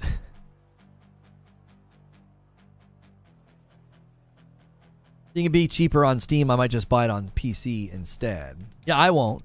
I will willingly spend the extra $10 to have it on my console. I will willingly spend the extra $10 to have it on my console. I love the Slytherin robes. Exactly. It seems like people are running through the content of Hogwarts Legacy quickly. I don't think the price is justified. Okay. I listened to at least 2 different reviews and read 2 different reviews. One review was at 50 hours and hadn't yet gotten close to the end of being done with the game yet. One person was at 27 hours. They were in progress, and they said there was no end in sight. I would say that the price is well worth it at that point. Would you go read Game Rant, where they said that they thought there was too much dialogue and there was too many quests, and they skipped dialogue and they fast traveled a bunch and they beat the game faster than it was claimed could be beaten? I could do that with any game. Give me a game, give me the average campaign length to completion, and I can beat it if I skip cutscenes and dialogue. Like, you see what I'm saying? Like, I didn't find that review to be compelling at all. They basically admitted... I heard a guy say he finished at 20. That was the Game Rant article. The Game Rant article, he said that they finished a campaign in around 20. That's the same guy that said there was too much dialogue and a lot of fast traveling. So he was constantly using fast travel to complete his quest, and he was skipping dialogue. Imagine playing a game where there are NPCs everywhere, side quests, conversations to be had, and being like, there's too much dialogue. So you got to contrast that, guys. I'm not going to sit here and convince you to get the game, but I'm saying you got to take that review with all the other reviews that are well past 20 hours saying, this is amazing, I'm having a great time. ACG said after 50 hours he never once felt fatigued or bored. I would say you got to be careful with someone who basically admitted they flew through the game to get their review out. Like, I'm not trying to throw shade, but when I read that review, I was like, this guy just tried to fly through the game to write his review. That's a terrible way. You know what I mean? That's a terrible way to play the game. He just said too much dialogue, not that he skipped it. Chris, do you honestly think he got through the campaign in 20 hours after saying there was too much dialogue? You think he never skipped a single moment of dialogue? He also said that the quests had way too much fast traveling, right? He likely was then, instead of just doing the quests and roaming around and exploring, he was just ding, ding, ding, ding, ding. Again, you can do that in any game. You can optimize the fun out of a game. Be like, it's just short. What? What? I love exploring and opening chests on games. Yeah, it's an open world. Right? It's an open world game with narrative and quests and characters to interact with. And this guy that says he beat it in 20 hours, two things that he just brought up in passing was there was too much dialogue and there was a lot of fast traveling. I wonder how you played the game. It's a mystery. I bet you played extremely exhaustively and really let the dialogue play out and really paid attention to the lore. And I bet you No. He flew through the game. Nobody else is saying that, by the way. I didn't read a single review. I've not seen a single review that's like, oh, it's like 20-hour game. Not seen anybody say that. One review said it, and it's conveniently the review that talked about how there was too much dialogue and lots of fast traveling. Yeah, I don't know what the difficulty was either. Because if you tune the difficulty way down... Oh, another piece of evidence to tell you that review was written by somebody who flew through the game. They said that the boss fights and the trolls were spongy and took forever, which many people speculated, well, it sounds like they didn't really spend a lot of time upgrading and getting new spells and new items. They were using, like, vanilla weakened early game stuff, and that's why everything was taking so long. Again, I've not read a single review that said that the bosses and the trolls are spongy and take too long to fight. Only the review that conveniently also said lots of fast travel, too much dialogue. Oh, and I beat in 20 hours. Okay.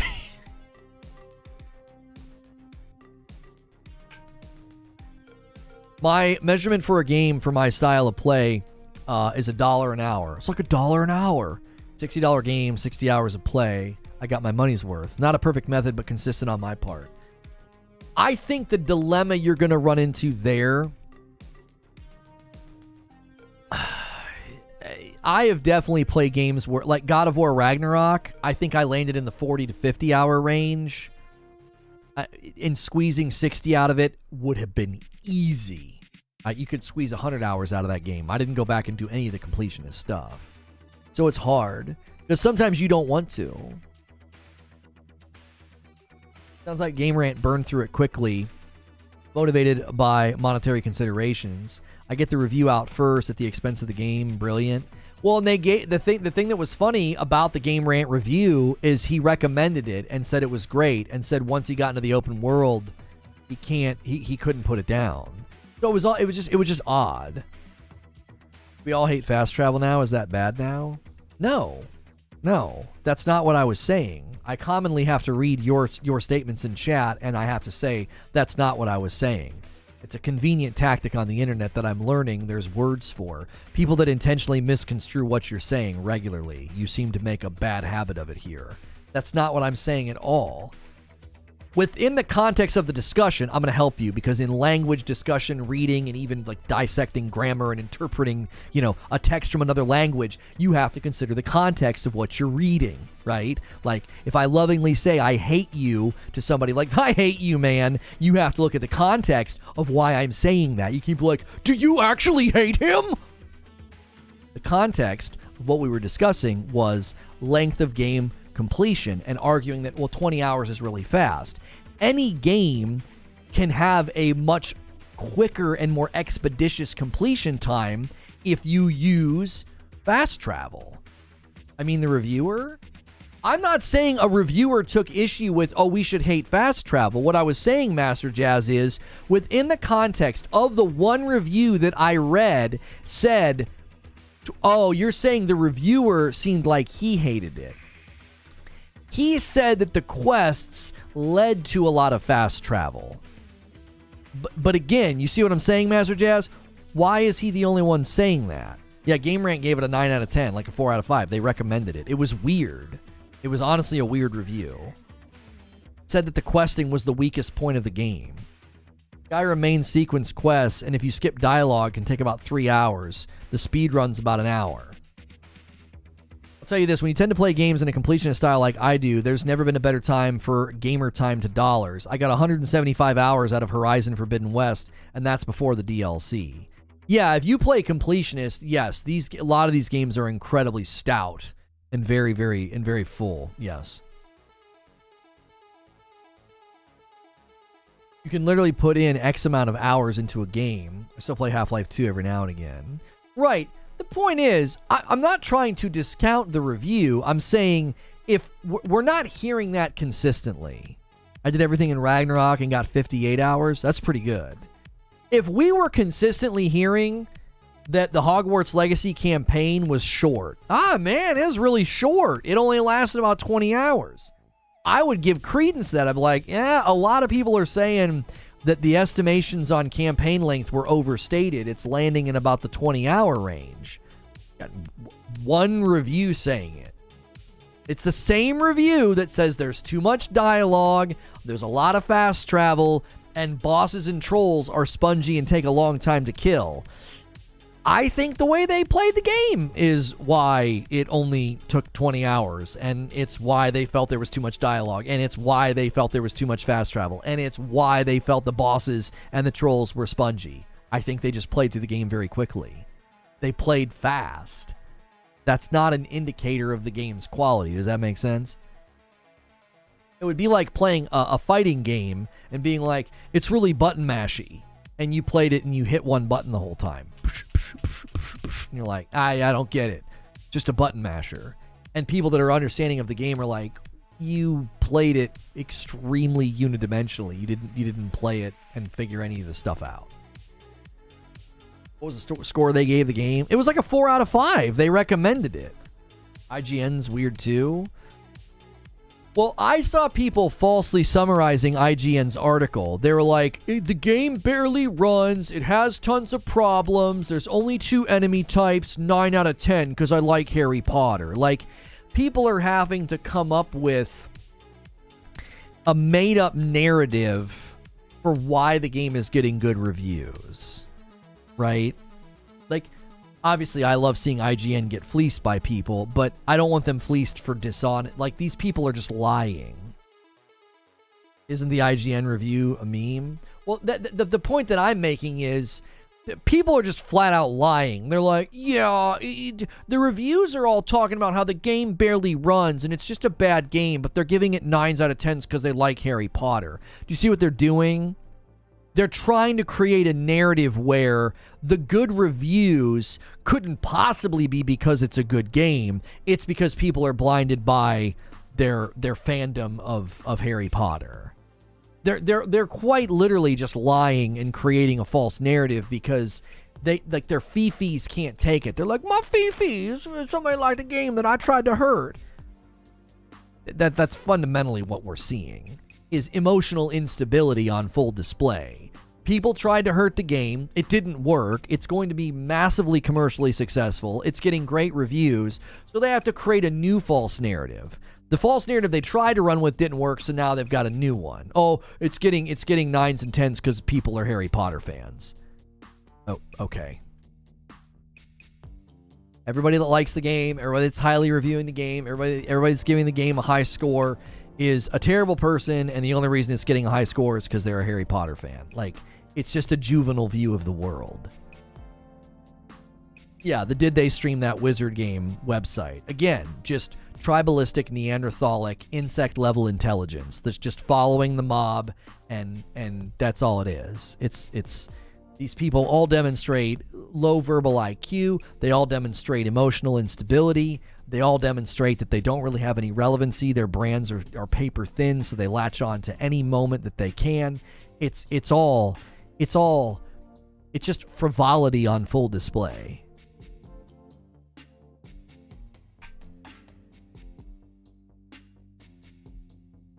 I'm looking forward to resuming Deep Rock Galactic together when my vacation is over.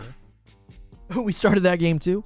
I like ACG type reviews more. He gives you the good and the bad and whether or not it's worth your time and money. We proved there is no mob, just a few loud voices. I think that's probably my favorite thing about what this game has done. It 100%, it has proven that. Is that the Harry Potter Lego chest back there? No, it's a mosaic. You can create the 4 house symbols on like a mosaic. I did the first video last night. It'll hit our Lego channel. It'll hit the Lego channel sometime this week.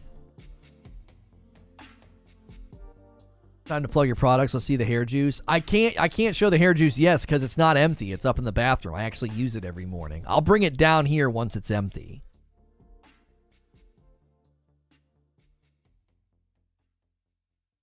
Deep Rock is such an underrated gem. I tried playing it with my wife. I thought it'd be the perfect game for us to play, but we ran out of ammo, and I wanted to break the controller. Like, we just got stuck and couldn't figure out how to make ammo. And somebody's like, well, you have to do this, this, and this. And I was like, yeah, we couldn't find the resources to do it.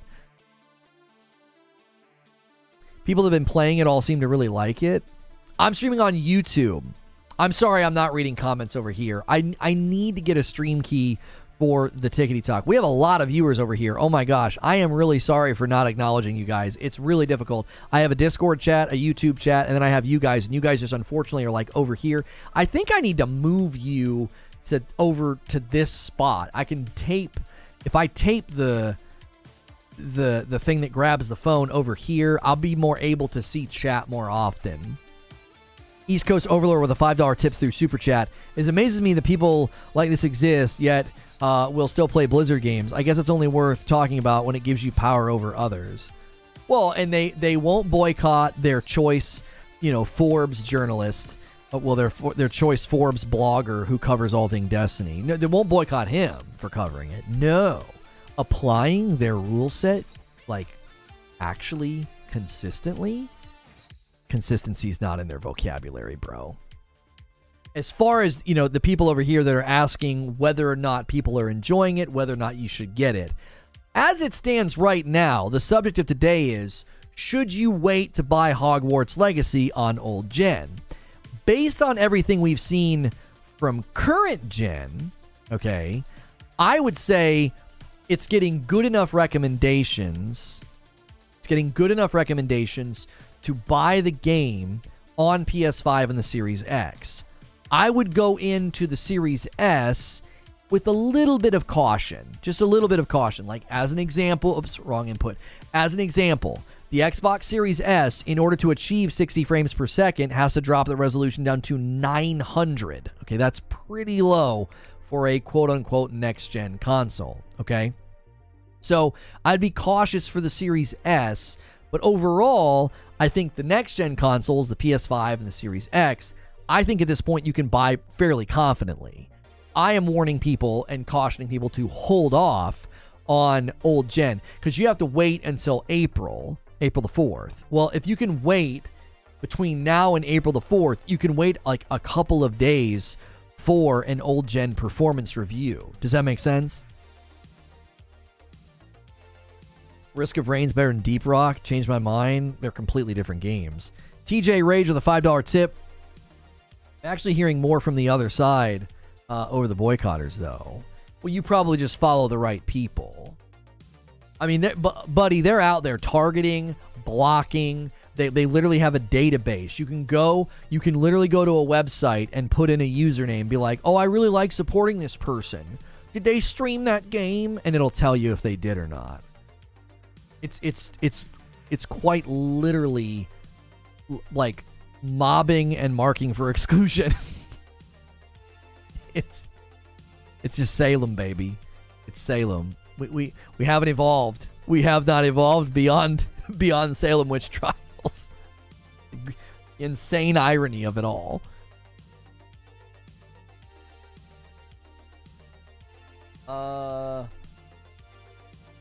Girlfriend Reviews got bullied off of Purple. Yeah, well. This game clearly won't survive without a battle royale. That would be an amazing meme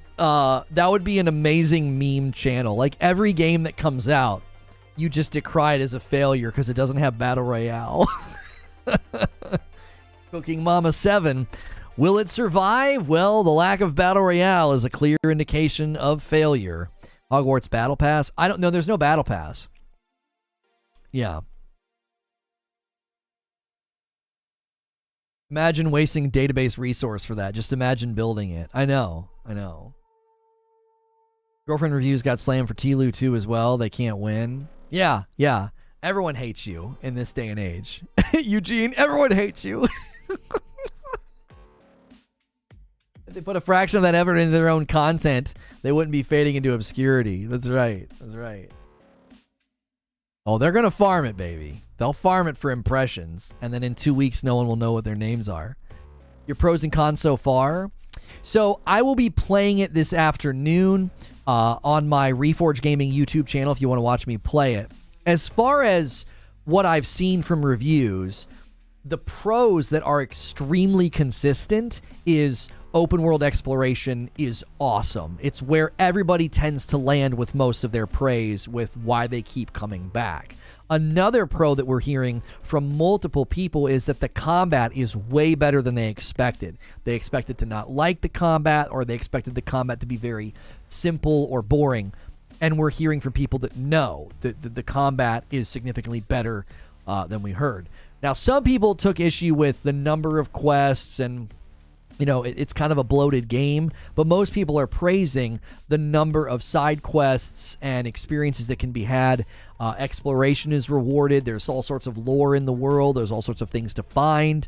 Some of the cons, some of the negatives, there are some performance issues. There's some pop-in. There's some issues with fog.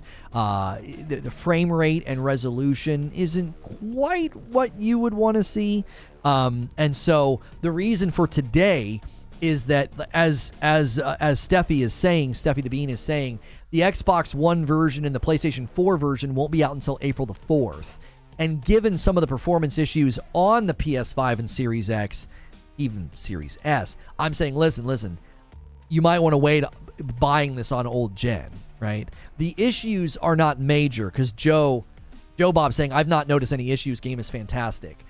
It's mostly lack of stability with consistent frame rate and the resolution. You might never see that unless you're looking for it. Depending on your TV, depending on your settings, and depending on your proclivities, like you might not care. You're like, I don't see it. I don't know what the problem is, right? You're cool with 30 FPS or whatever the case may be. So you might play the game and never see a single problem. But what we are seeing in the tech breakdowns, there are some really, really great, Hogwarts Legacy performance reviews out there. I'm like, I'd be worried about how this is going to run on the old gen system. So I'm just essentially today was putting the word out, like, from everything we know, I think you're going to want to wait on this one. Guys, we have had an amazing day on YouTube with members. We are sitting at what's the count right now? 56 members. You guys went nuts. I will honor what I owe you near the end of the stream, so make sure and stick around for that. You might get a gifted from me. Every 25 members, I have to gift 5. We've had no coffee orders today. A bunch of people stocked up yesterday, so be sure to stock up on your coffee orders. You can get fricked in February.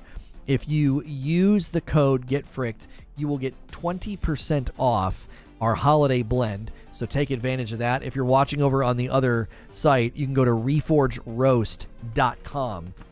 This is, as my brother made fun of me for saying, this is actually ours.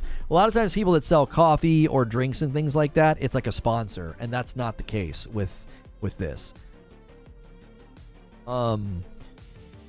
Legacy Killer just uploaded a video to this topic. I'd love to see you react. I haven't watched it yet, though, talking about streamers getting backlash. See, the problem is I don't want to create a single piece of content about that. I don't. Because the people that are driving the hate and the targeting and the nastiness, they don't matter. They don't. And the more they realize that, the more desperate and the more untethered and the more unstable they'll become. They don't matter. They have no relevancy. They have no voice. They're having zero impact on this game. And so the best thing to do is to just be like, yeah, when it comes up here, I'll talk about it momentarily and be like, that's just stupid. They're just, I look at things logically and I'm like, your positions are so fallacy laden that I can't even respect them. They're intellectually dishonest. They're fallacy laden. Some of them are just flat out lying about things. And if that's what you have to do to maintain your ideology and your position, then it's not worthy of respect or engagement. I just kind of looked past it. Like, this isn't worth it. Just wondering, I actually got an alert for once. Yeah, I mean, I like reacting to content. I like reacting to things, but I tend to look at that subject and I'm like, I don't want to dignify. Like, I had somebody do that to me the other night about Wakanda. They called me out as if I wasn't a real fan. They wanted to know how much I knew about T'Challa. And I was like, I'm not going to rattle off all the reasons I like him as a character. I've been watching the Marvel movies since the very, very first one came out. I'm not going to dignify your gatekeeping with defense of my fandom. Because what they would have done is they would have just been like, You probably Googled that. You know what I'm saying? You can't win with people like that. You can't. They're literally a dishonest person. They're going to take you down a rabbit hole of insanity, and they'll beat you with experience, basically. Like, they're down in the mud of Moronville, and they're going to beat you at that game of, like, they're going to pull you down to their level. And I just wouldn't dignify it. I was like, I'm not going to defend my fandom to you. I don't owe you an explanation of why I liked the opening of the movie, of why I like T'Challa as a character, right? You won't find a big enough muzzle to prevent me from sharing my point of view. Yep, tomorrow's your last day. Kind regards, Sony. Hey, Rory! I should have shouted this out as soon as it happened. Rory, with a brand new membership. You guys don't have to wait for a membership. If you want to support the channel directly, they're taking us to 57. Click that $sign at the bottom of the chat and jump in. You may want to check. Gifted members are now available on more platforms. I believe Android got it.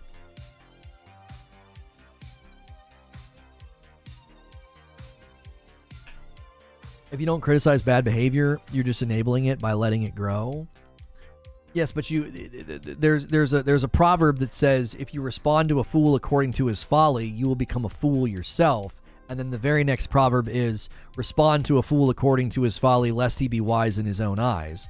Discernment is seeing the difference between a fool that can be instructed and a fool that will simply make you a fool. You have to be able to develop that discernment. There's a giant difference between correcting a fool in his error, lest he be wise in his own eyes, and literally engaging someone who is going to make you a fool. So at some level, you have to look at this and say, the people that are engaged in this dialogue, that's what they want. They want you to engage them so they can label you, they can call you a name, they can pull you down into their foolish mudslinging battle, and then you're just going to be like, I don't even know what happened. Even if you try to engage in it in a calm, measured fashion, doesn't matter. Hey, nobody's going to give 5 memberships. That's so kind. Thank you so much for doing that, man. Look at that number. You guys have been crushing this lately, taking us to, oh no, it's 62. Taking us to 62 members on the day. Thank you so much. Striker 1, Horizon, Cryptic Viper, Earthbound, Dredge and Buck. You guys all got a member gift. Apparently, we just had a blip. YouTube's been having trouble today. We've been having really big, viewership goes way, way down, and then it'll bounce back. So anybody having to refresh, I am sorry. That's not me. That's why I blocked all words related to this game on Twitter. I don't need to see that repeatedly. It just isn't worth it. And in general, the medium that you engage on is going to a lot of the times dictate the level with which you can have the conversation. So like if I had somebody on a podcast and were to debate them on a particular subject, that's way more effective than on Twitter. Like imagine debating somebody on Twitter about microtransactions like we did a little bit ago. It probably wouldn't be very productive. It would just turn into, really quick little soundbite smacks, and then that'd be the end of it, instead of having like a back and forth like we did for 35 minutes. Gift yourself a membership, says John always, as he hits a 17-month milestone. Thank you so much, John. How do we pirate it? You should not pirate video games, and it's got de novo in it, so you're going to have a hard time doing that. Pirating games is stupid. Antithetical to being a gamer. Question, if this guy created a fantasy universe and a studio made a game based on said universe with him receiving royalties, would you buy that amazing game? Yeah, that's a false equivalency, and you know it's a false equivalency. You're not arguing in good faith. You've created a very horrible argumentation structure, and it's not worthy of respect. Games are shaped by the economics in which they are made, not just transaction styles, but art styles, content styles. The look and feel of the game and its message change as society's economy. What specifically are you talking about in this game?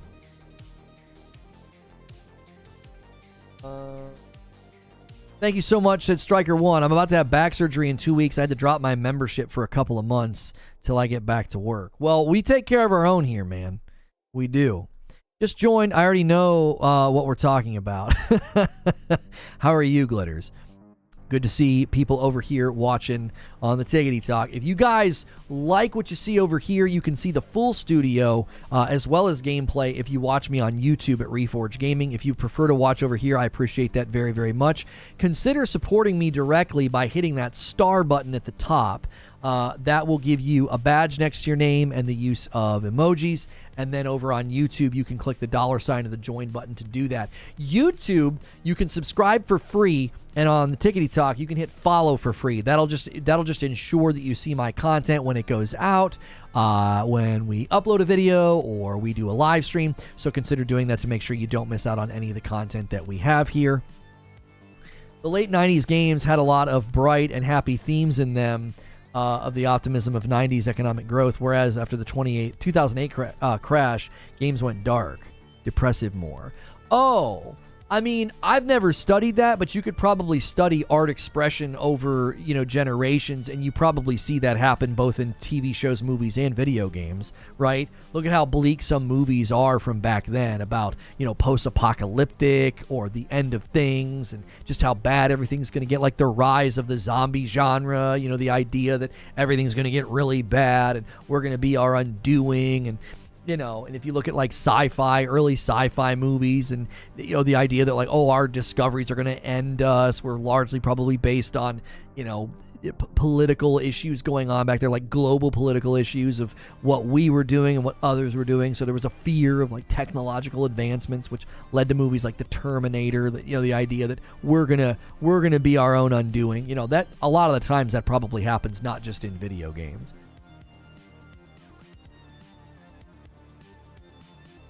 Not to mention, no one founded this developer or publisher is of that character. That's what I mean. It's just a bad faith argument. It's just like, I'm going to create a terrible false equivalency and be like, you wouldn't support that, would you? It's like, well, yeah, but that's not what's happening. The most valid criticism is that Hogwarts Legacy's success will create a resurgence of adoration. It wasn't part of this game. I don't think that's a valid criticism. I think that's conjecture, arguably, potentially a non sequitur that's not logically connected. If Hogwarts Legacy is extremely popular, you think that's going to be the result? I don't think so. I've seen gameplay of Hogwarts Legacy, and in my opinion, it's not worth 70 in general, but that's just me. Well, and see, that's what you're supposed to do as a consumer. That's literally what you're supposed to do as a consumer. You're supposed to look at the market and say, there is this product. Here's what the product can do. Here is the price of the product. Here's what people that have bought it have said. And then you decide. You decide whether or not you should buy it. I think that's exactly what you're supposed to do. Like, I've never tried to convince somebody, you should get this game. Like, obviously, I say, I think it's worth the purchase, or I'll tell people I give it a soft recommendation or a strong recommendation, but I never say what you ought to do. Oh, you should, right? I think you can, right? I'm over here tapping the screen like a madwoman. Thank you, Glitters. I appreciate that. That's very kind.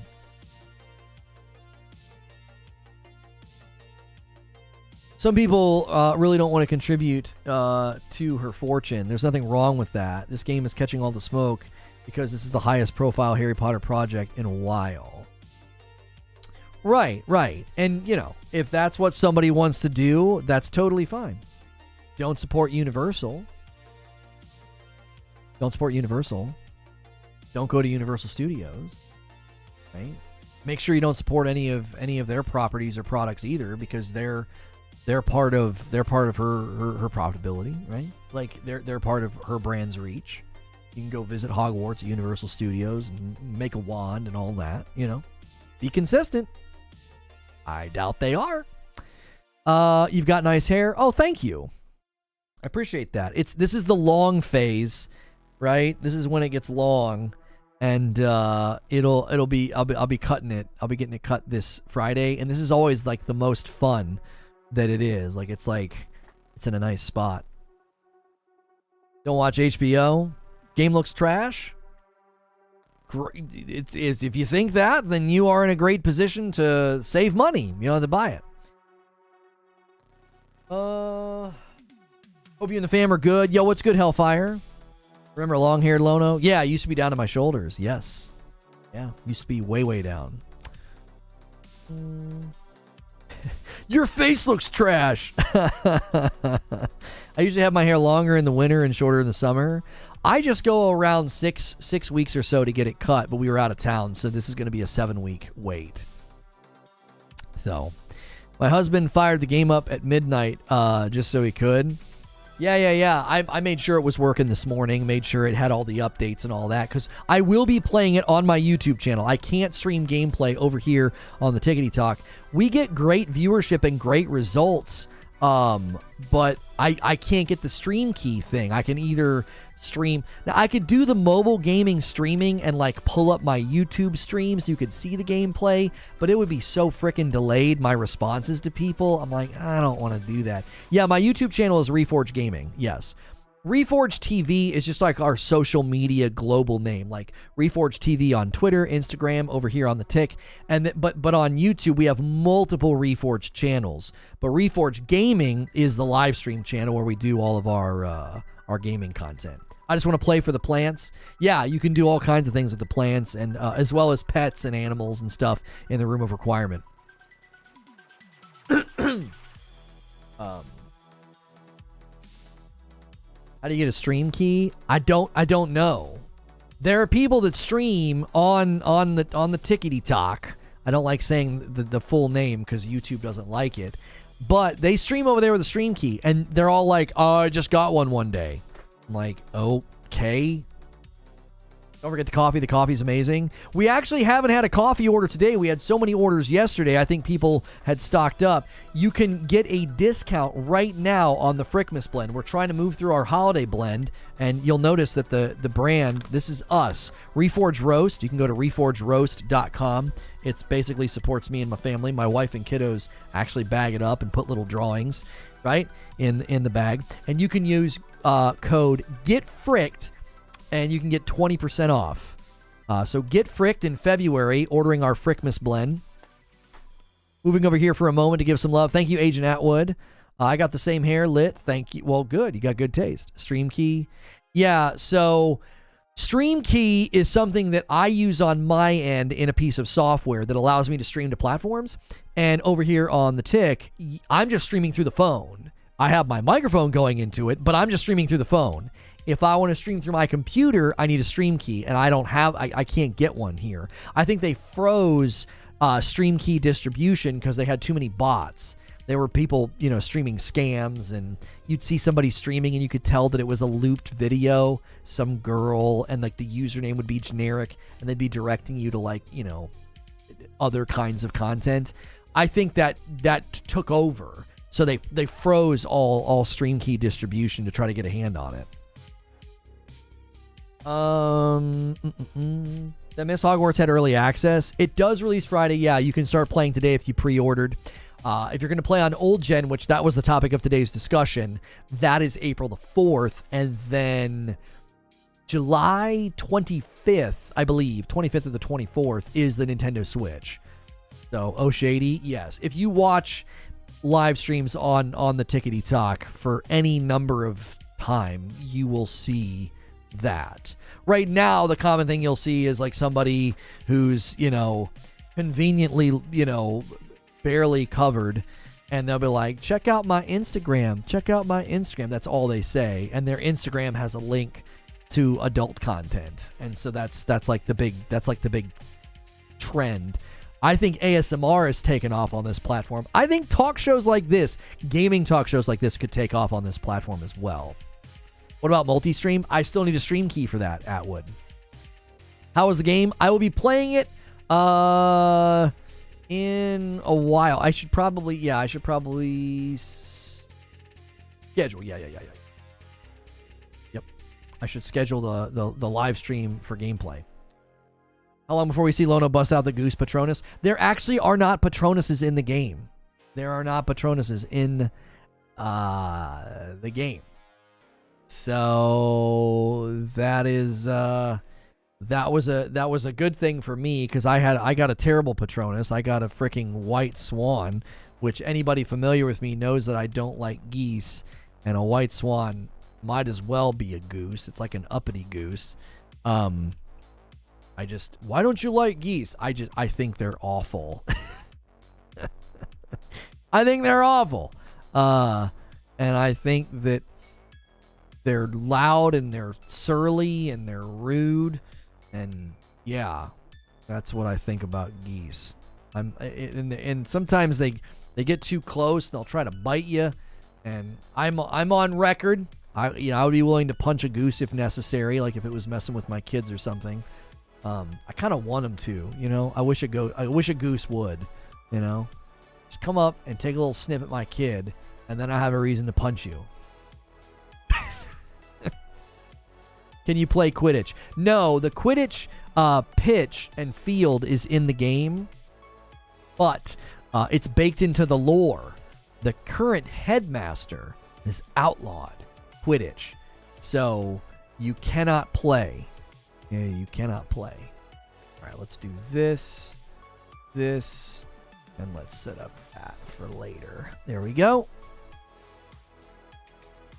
I bet it's going to be DLC later. The fact that they built it into the lore, I tend to agree with you. You know what I mean? The fact that you hate geese is why we can never be friends. I love bacon, though. Doesn't that cancel out and make it even? You know what I mean? Doesn't that cancel it out and make it even? Give me 1 second.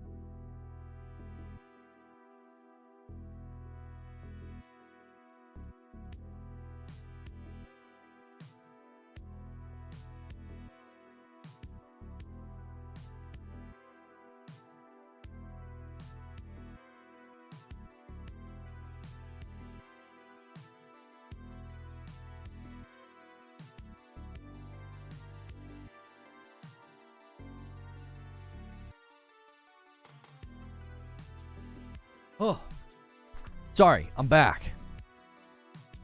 Okay.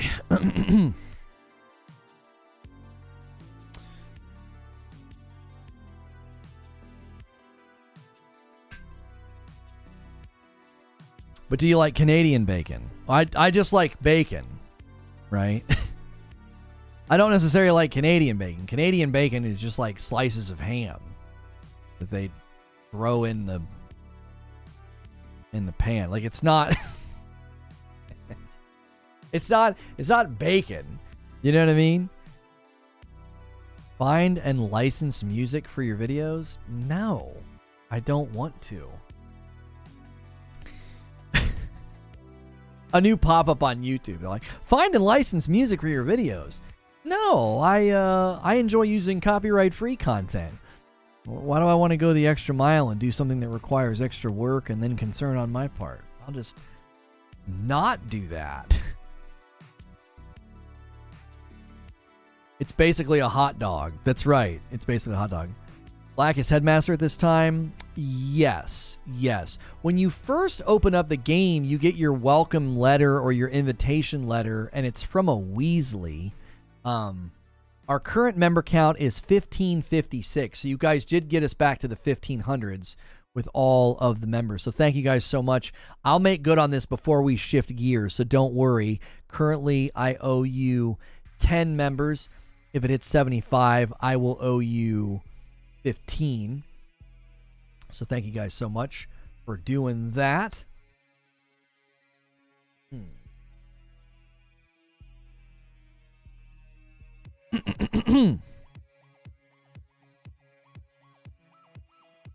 Black Brad Pitt, I already read your question, and I'm going to say it again. It's not an equivalency. It's not a question in good faith, and your question and baked-in assertion is not worthy of respect. It isn't.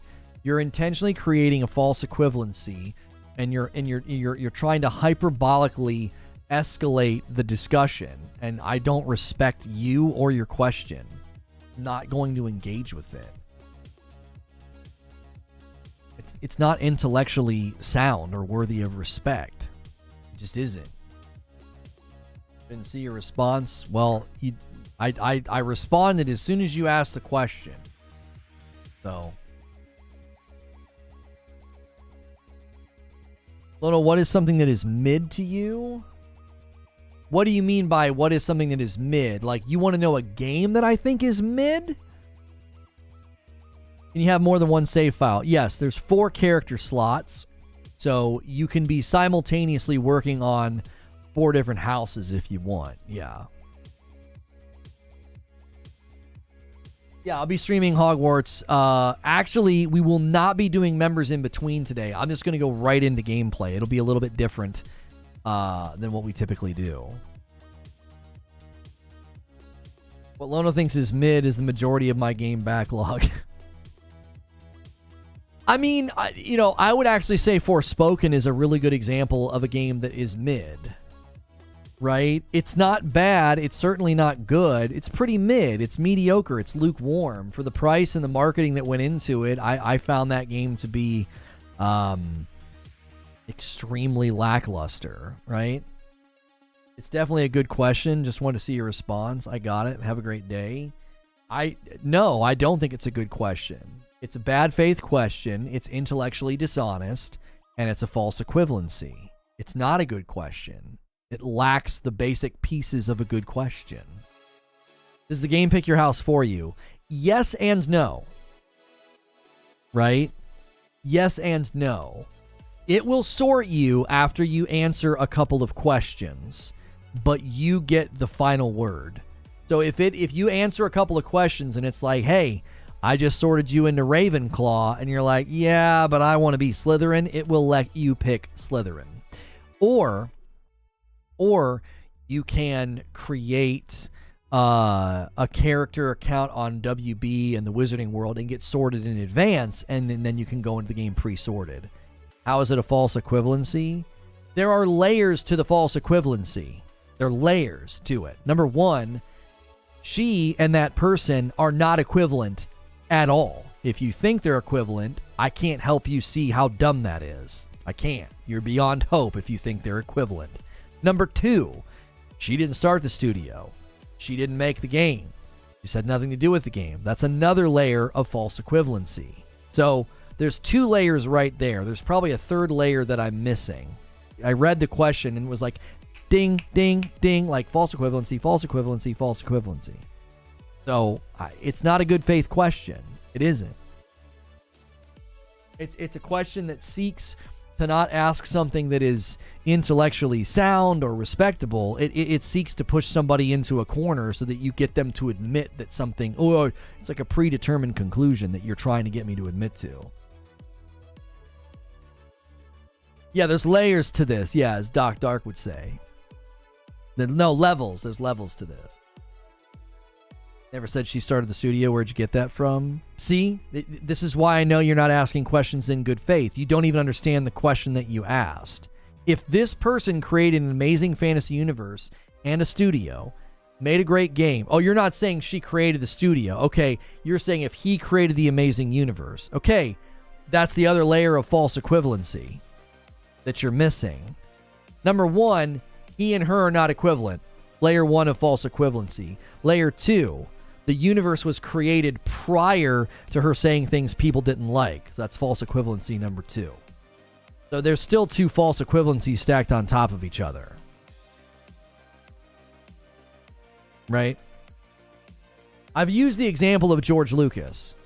I'll tell you right now that if George Lucas walked out in the public and said a bunch of problematic and unkind things about, I don't know, a particular race, I would not suddenly get rid of all of my Star Wars paraphernalia.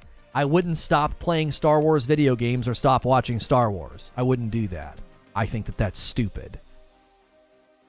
I don't think it's a logically sound conclusion. I think it's an emotional response that's based on nothing. I wouldn't do that with Star Wars, and I don't expect people to do it with Harry Potter. There are people who have literally built their brand and their YouTube channels. There's a guy with like 500,000 subscribers who is steeped in Harry Potter and Harry Potter lore. And according to where you are trying to take me, and anybody else that tries to take you along this non sequitur fallacious based logic, he should just detonate his career and channel. And if he doesn't, he's hateful and awful.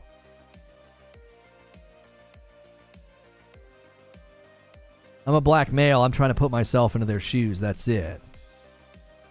Right. And that would be an equivalency, Brad Pitt. Your name, Black Brad Pitt. That would be an equivalency. Let's say you grew up on Star Wars and it meant a lot to you.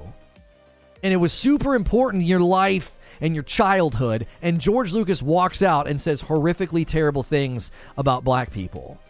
I would be like, that's awful. And he sounds like an idiot. But I'm not getting rid of all my Star Wars stuff. And I'm not getting rid of my Star Wars games or my movies. If he came out and said this, I would definitely not watch Star Wars anymore.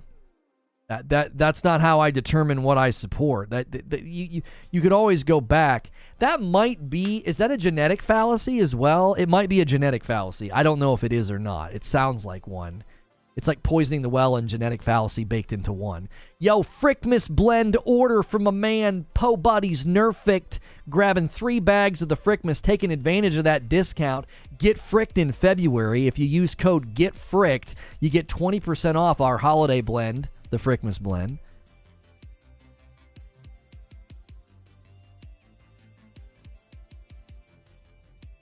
That's a personal thing. I love Star Wars. If he came out as a huge this, it would seriously affect my interest in the IP. That's exactly the situation. Yeah, but like Mandalorian and all these shows coming out have nothing to do with him. It's such a similar situation. It's such a similar situation. Like, it's so far removed from him at this point. I'd be like, who the frick cares? You know what I mean? Is it I don't know if it's a genetic fallacy. Is a fallacy of irrelevance in which arguments or information are dismissed or validated based solely on their source of origin rather than their content. In other words, a claim is ignored or given credibility based on its source rather than the claim itself. It's kind of a genetic fallacy. It is a little bit. It's like the origin of the wizarding world is her, right? The origin of the universe is her, and therefore, since she's the origin of it all, anything Harry Potter is now deemed as awful. It is kind of a genetic fallacy.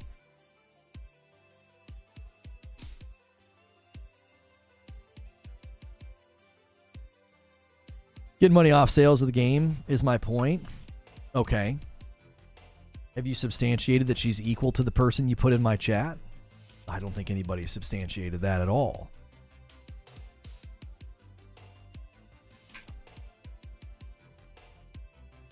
There's so much presumption and assumption baked into it.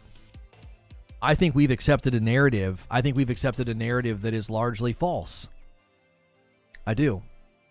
I think the narrative around her is false and exaggerated.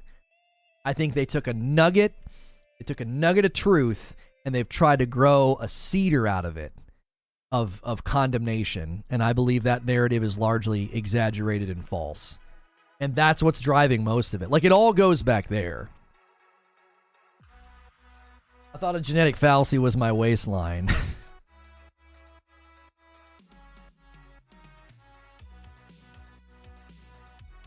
You see where she spends her money? I think those claims have been largely falsified and exaggerated. I looked into it. I think it's largely hyperbolic and not true.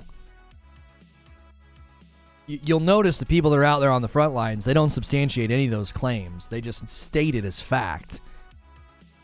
I think in this day and age, we accept exaggerated narratives because it makes it easier to engage in topics. I think it makes it easier to engage in topics. We accept exaggerated, easy to consume narratives. It's basically propaganda. You allow yourself to be propagandized is essentially what happens. You accept very, very easy soundbite summaries of people and persons and issues because it makes it very easy to create categories. It just does. I've not seen any of the claims substantiated with anything convincing at all. I've not been compelled. I think your feeling aren't facts, yet you claim others use the same argument. You coward. You're good at name calling. That's about all you're good at.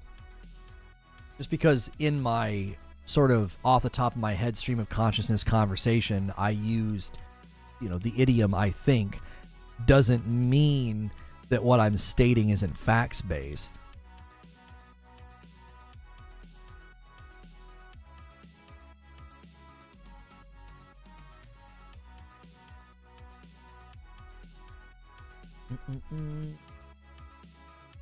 Simple counter, go ditch your Android iPhone if you're that virtuous. All smartphones are made from bad labor. It's not.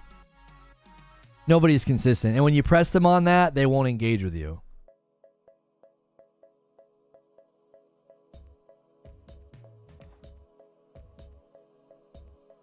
Here's a false equivalency that falls right into that line of thinking. Anything you buy and every dollar you make is taxed and pays people who say these things.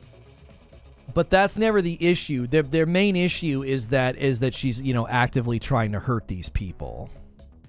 And I again think that narrative is exaggerated and false. Right? They're taking a false and exaggerated narrative, and that's their entire premise is built around it. I've not seen that substantiated in a compelling way. It's all based on that, and if that starts to fracture and weaken, then everything else falls apart.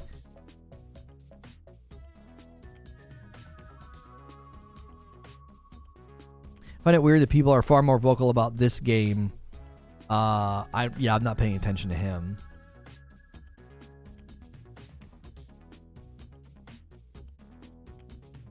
He's not whining. He's talking at a normal human cadence. Wait, is he saying I'm whining?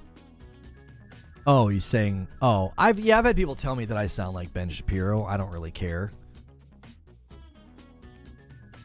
I mean, if you want me to talk like this and talk about how the nature of the discussion is not that, but it's actually about this, I mean, I could do that, but...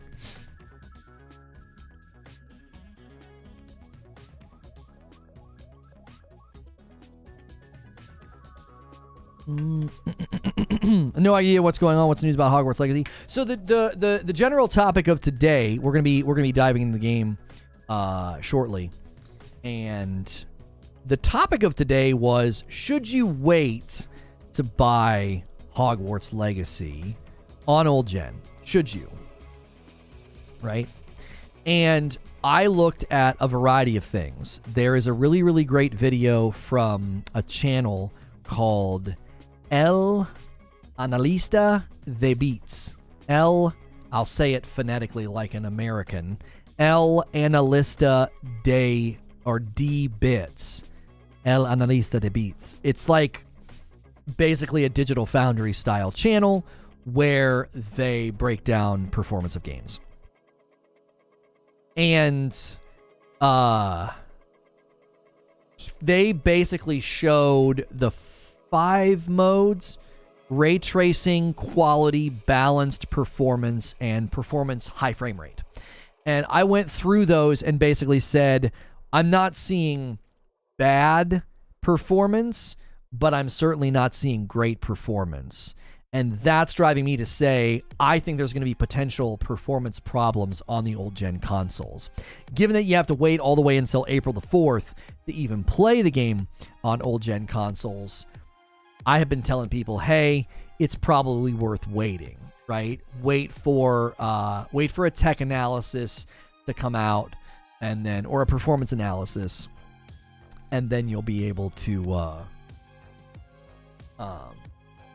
then you'll be able to make a judgment call. And one of my argumentation points is that the performance mode on the Xbox Series S, which is the weakest console available right now at next gen, it's the weakest console that will be able to play Hogwarts. Okay, it's on performance mode, it does 900p resolution to get 60 FPS. So you have to consider how much further down than 900p it probably be on those older systems. So again, if you can wait all the way until April the 4th, I would say wait a couple more days to make sure its performance is acceptable.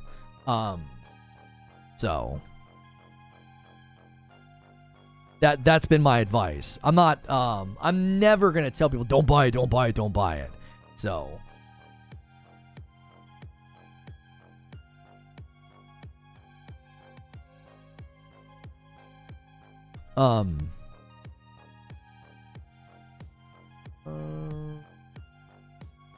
yeah, you guys are going off in all sorts of directions on these subjects, and I just don't want certain things like that in my chat. You guys can't do that. Some of you guys are members. Some of you guys aren't being necessarily out of line, but you're just taking the conversation in a direction that we don't want it to go. The game is looking and playing great on PS5. It runs at 60 FPS on the Xbox One. Everybody is just stick figures. Right. That would be the concern, is that just how far down in performance and like resolution and textures, are you willing to accept? Because again, oops, wrong one. There we go. Because again, the Series S, I think, continues to be a concern and a potential problem. But if the Series S has to go all the way down to 900 just to get 60, you just got to wonder where it's going to land. Your opinion on the rumored bad PC performance? PC performance, I've not heard is bad or good. It's fine, but it has some issues. Some of those issues may get patched with drivers. I don't know. There could be a day one patch scheduled. There could be drivers scheduled. I'm not sure. I'm not sure. Don't buy it at all? Yeah. Mm-hmm. No one cares about that. The commercial success of the game is unwavered by that. But, feel free to scream on Twitter as much as you can. The cross-gen argument is difficult right now because of the fact that they had such an exaggerated shortage on new-gen consoles. Well, and I think in general, you're going to find that a lot of these games... See, this is where it gets really weird with Hogwarts, right? Hogwarts, for all intents and purposes, was supposed to come out like sometime last year, which if that would have happened, and it was cross-generationally supported, or if it happened like earlier in the life of the consoles, people would have viewed it as like a cross-gen game that got like some upgrades for the next-gen consoles, right? But that's not what happened. It got bumped. So now it's being viewed, I think, as almost like is this a next-gen title? No, it's not. I don't think you could look at the performance or the performance promises and say it's a next-gen title. It's more of a mid-gen game that they landed on both systems, and it doesn't look like it was optimized all that well. It was optimized well enough to ship, but this wouldn't be a game that you would say, like, there are games that you would look at and you would say, this is a well-optimized game. I don't think anybody would say that with Hogwarts Legacy.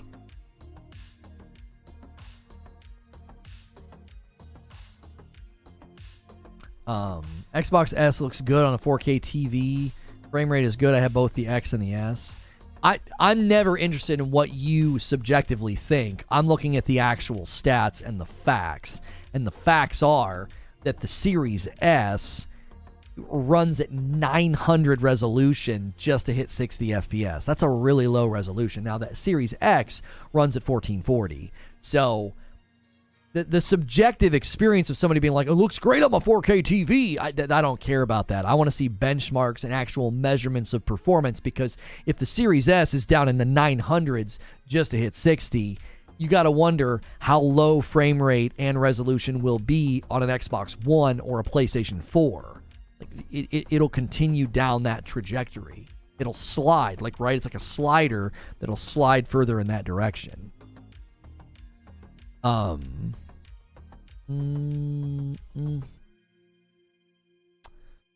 Series S was a bad choice to buy anyways. It depends on the person. Yeah, if you pick ray tracing mode, it makes you quit and reload. I won't be picking the ray tracing mode. I always pick performance mode, and I don't look back. Yeah, I don't look back. 900p is like 2005 tech. That's what I'm saying. That's what I'm saying. You know what I mean? Like, if it's running that low on the Series S, you gotta, you know what I mean? You gotta wonder. No way 900p looks good on a 4K TV. Right, it's subjective. Like, he might be like, oh, it looks great. And, he might also be like, your aunt and your uncle who get a big screen television and still watch the standard resolution news channels. They don't know to go to the 1000s to see the same programming in high def, right? It could be somebody that just has no idea that their TV's not set up right. They don't watch anything at the right whatever. I mean, sometimes settings even get changed on the TV. Like my Samsung, the HDR got turned off, and I turned it back on, and suddenly I could see everything in Wakanda Forever. I was like, I can't see anything. It was so dark. Remember when 1080 and 1080i TVs first came out? Yep. Mm-hmm. What do you think we're getting at Nintendo Direct? I really hope the Nintendo Direct has actual Tears of the Kingdom gameplay. That's what I would hope to see. I'm really curious about it. I've had some people say that it might run a little bit better than Breath of the Wild, because Breath of the Wild was a cross-gen title. It was the Wii U and the Switch.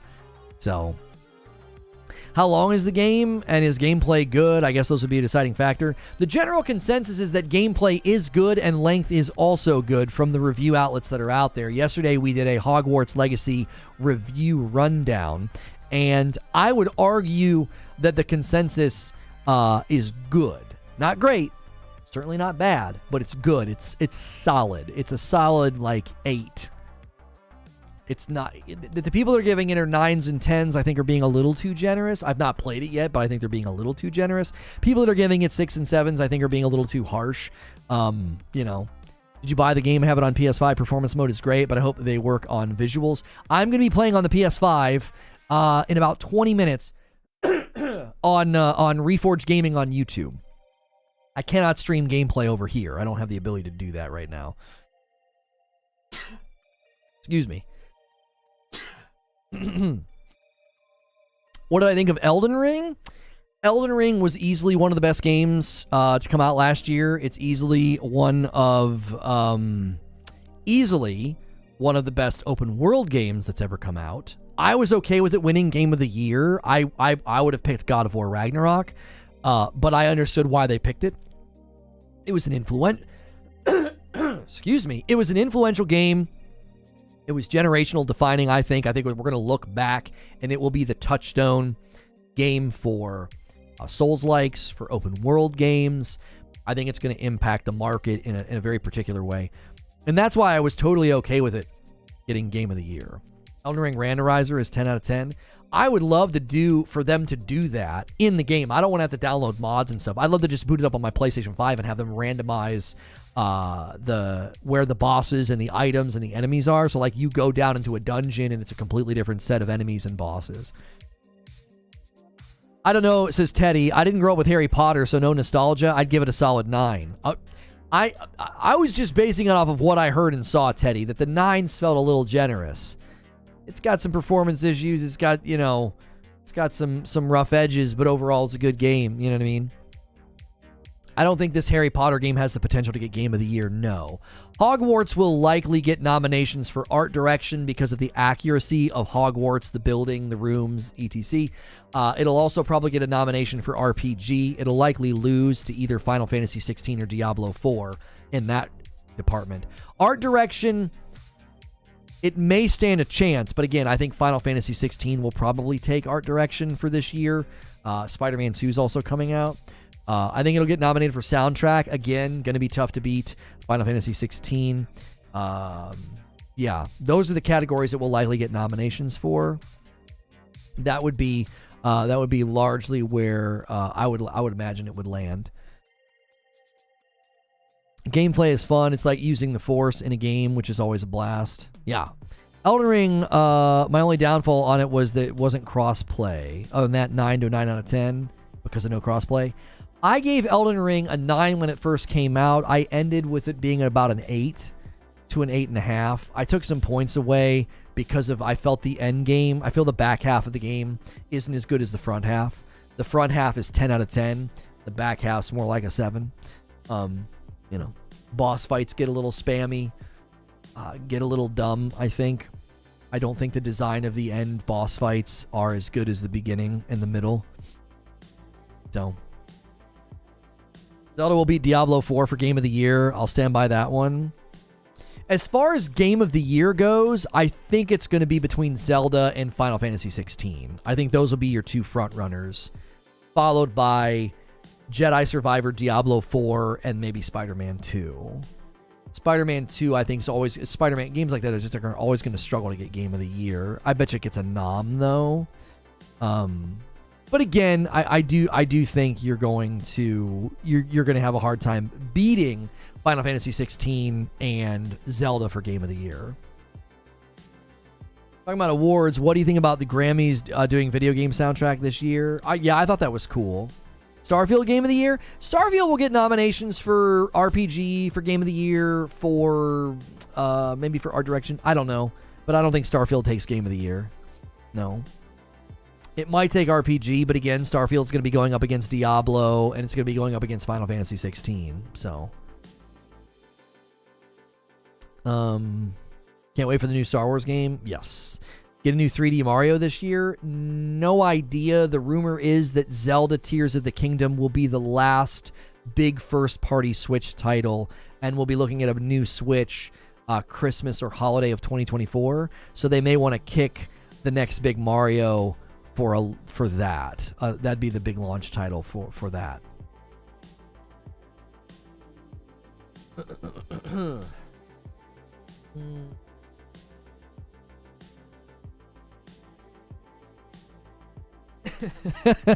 Zubair, hypothetical for you.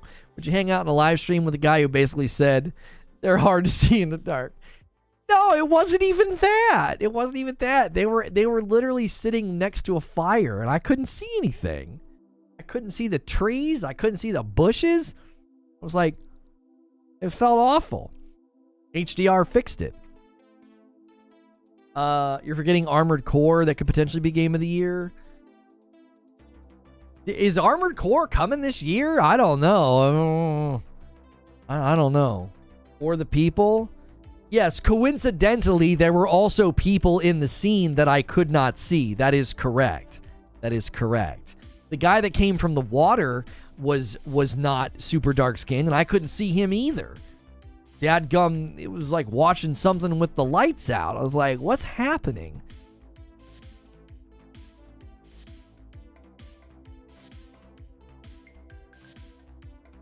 I need to make sure I heard that right.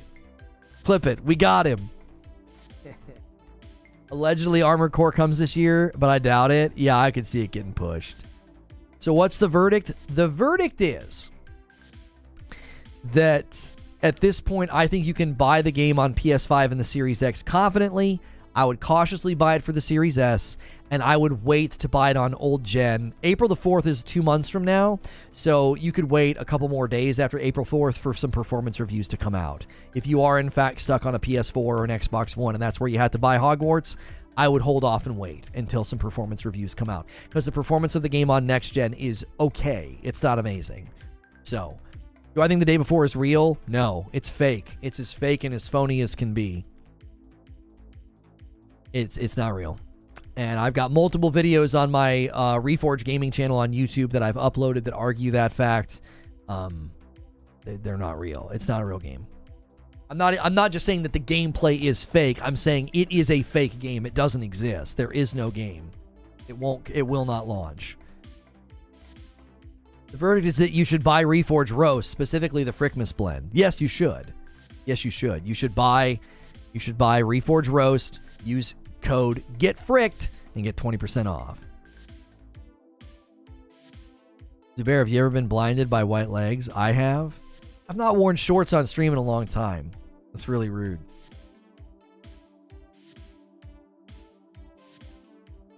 Diablo games might be repetitive, but they deliver the dopamine drip like nothing else. Where you're getting your roast from? We have it roasted by a company in Bagged, and if you want to know origin and flavor profile, you can go to reforgeroast.com. It has all of the information of country of origin, flavor profile, as well as like what was the other one? City profile. All that. Everything's there on the reforgeroast.com website. I don't have it memorized.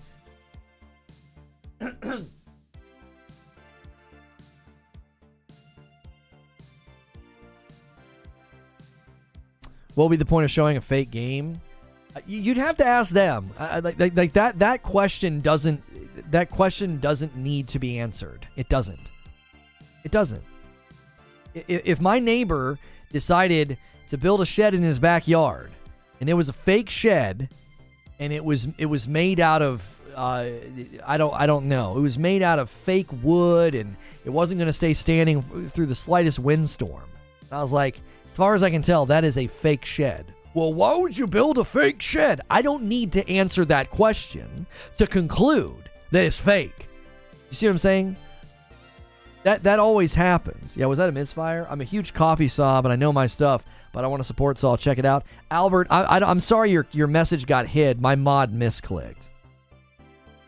Like, I'm not snapping at you, Alan, but everybody keeps doing that with the day before. Well, why would they create a fake game?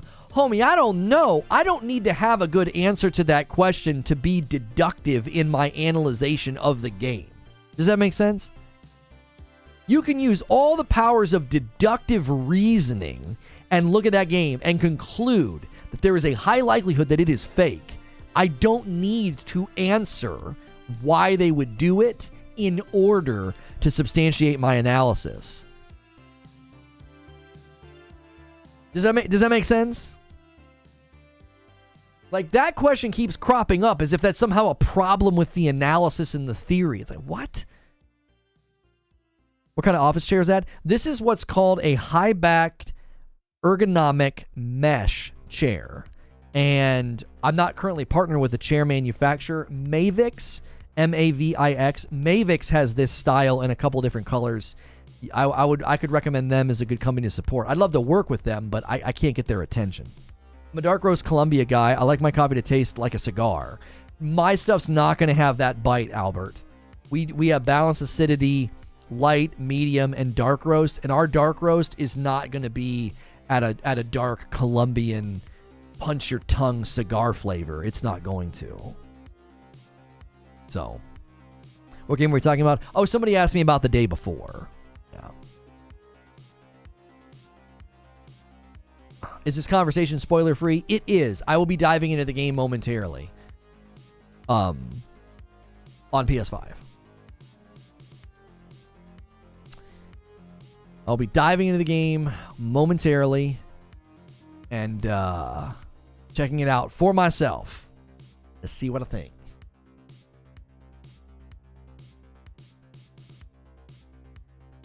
But if you want to watch me play it, you're going to have to come over.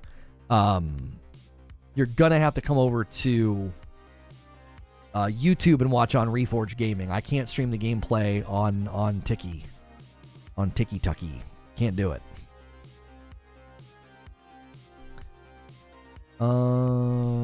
Filters, no. Properties. Let's switch this to...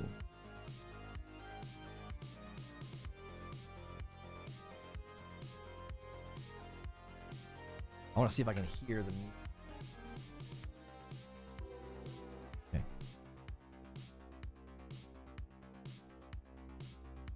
Keep inching closer to 25k subs. Should hit it in the next couple of weeks. Yeah, I thought we were going to nail it this week. Oh, we dropped some frames. I must have. Oh, probably because I uploaded a new thumbnail. I thought we were going to nail it this week, but we'll see. We'll see how the rest of the week goes with Hogwarts and the shorts and the VODs, because they tend to do very well for us. So. Okay.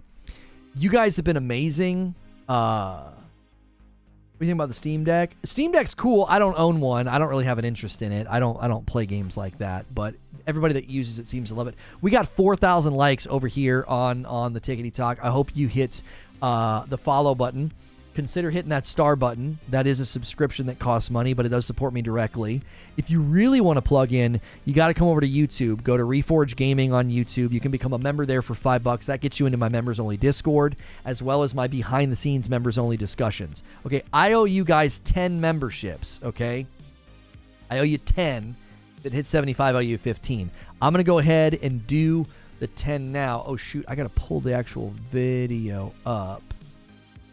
Usually I use it off the gifted at the top, but I decided to wait and do these in batches now to especially reward the people that stuck it out and have been here all the way to the end like this. So here comes the 10 that I owe you. Dog and Teddy went crazy, pushing that number today. So there is 10, and we will do a members only discussion after the gameplay. And don't forget, if you're watching the past broadcast or you've been watching or listening this morning, we're doing a sale, a code usage all month long of February. Get fricked. Get fricked in February. You get a discount on my holiday blend. And then the shirts I'm wearing and the glasses I'm wearing, those sponsors are listed below as well. So there you go. There's the 10 members that I owed you guys from today. G-Dog says, much love. Appreciate you, man. I appreciate that very, very much.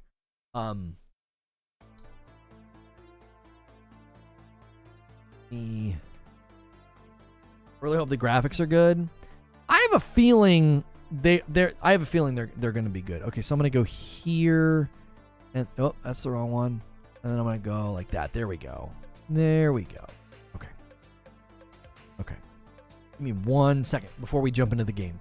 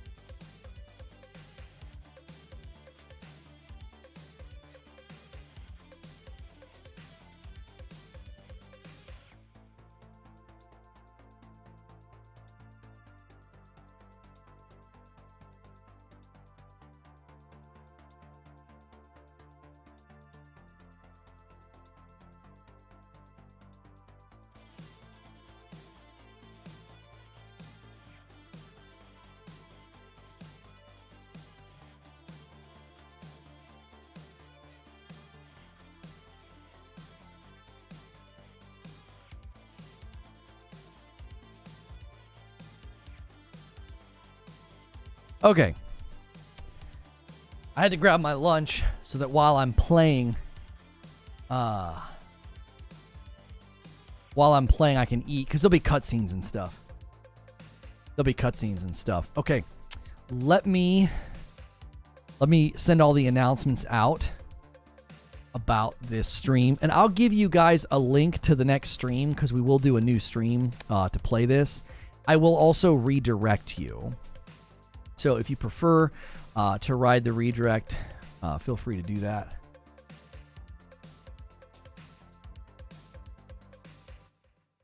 Okay.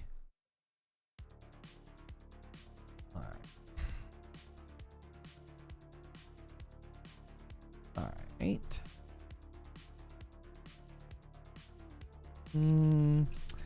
Gameplay. Again, if you guys are watching over Running Smooth or Buggy, I'm about to try it out on my PS5, but if you want to watch me play it live, you'll have to come over to Reforge Gaming in order to do that on YouTube.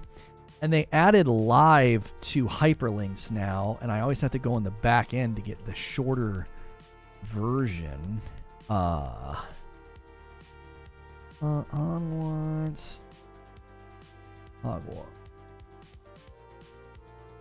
Okay. Send now. Okay. Thanks for all the follows on Twitter as well as all the other locations. We appreciate it very, very much. All right. Let me get into this scene. Oh, shoot. I had the better version, and I just clicked the wrong one. Like, if you click on share and you copy the hyperlink on live streams now, it's like this big, obnoxious, long hyperlink. So I prefer, if I go in the back end of the video, the hyperlink back there, it still is the live hyperlink, but it's not so obnoxiously long. Okay, so the link in chat, that is where we are going. If you're watching on Tickety Talk, head over to Reforge Gaming on YouTube. Come join us and hang out for the gameplay stream of Hogwarts Legacy. Okay.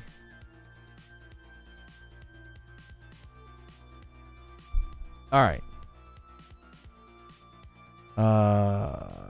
Okay. Let me clean out my email inbox. Good. Ooh, yo, Wheezy. That'll be our show tomorrow. We'll do a breakdown of that. Nice. Okay. All right, let me mute my music. And let me bring myself to this side. Okay.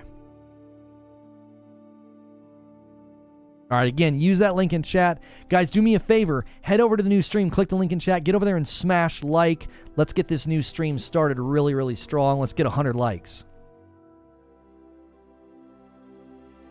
Thank you so much for clicking on this video. This will be me diving into Hogwarts Legacy gameplay on the PS5. We discussed already the review roundup. If you want to see my roundup of the reviews, I also discussed how people should think about the next gen performance versus old gen. Maybe you should wait to buy it on old gen. This is the very first thing that pops up. There's lots of great accessibility features. I'm going to take you through that, the Hogwarts Legacy character creation. We're going to do every single thing. So if you're interested in the beginning, no major spoilers at all. We're not really a huge gameplay channel. We're usually a talk show. So I'm going to end the previous talk show this morning where we discussed old gen, and I'm going to bring everybody over from that. And we appreciate you guys supporting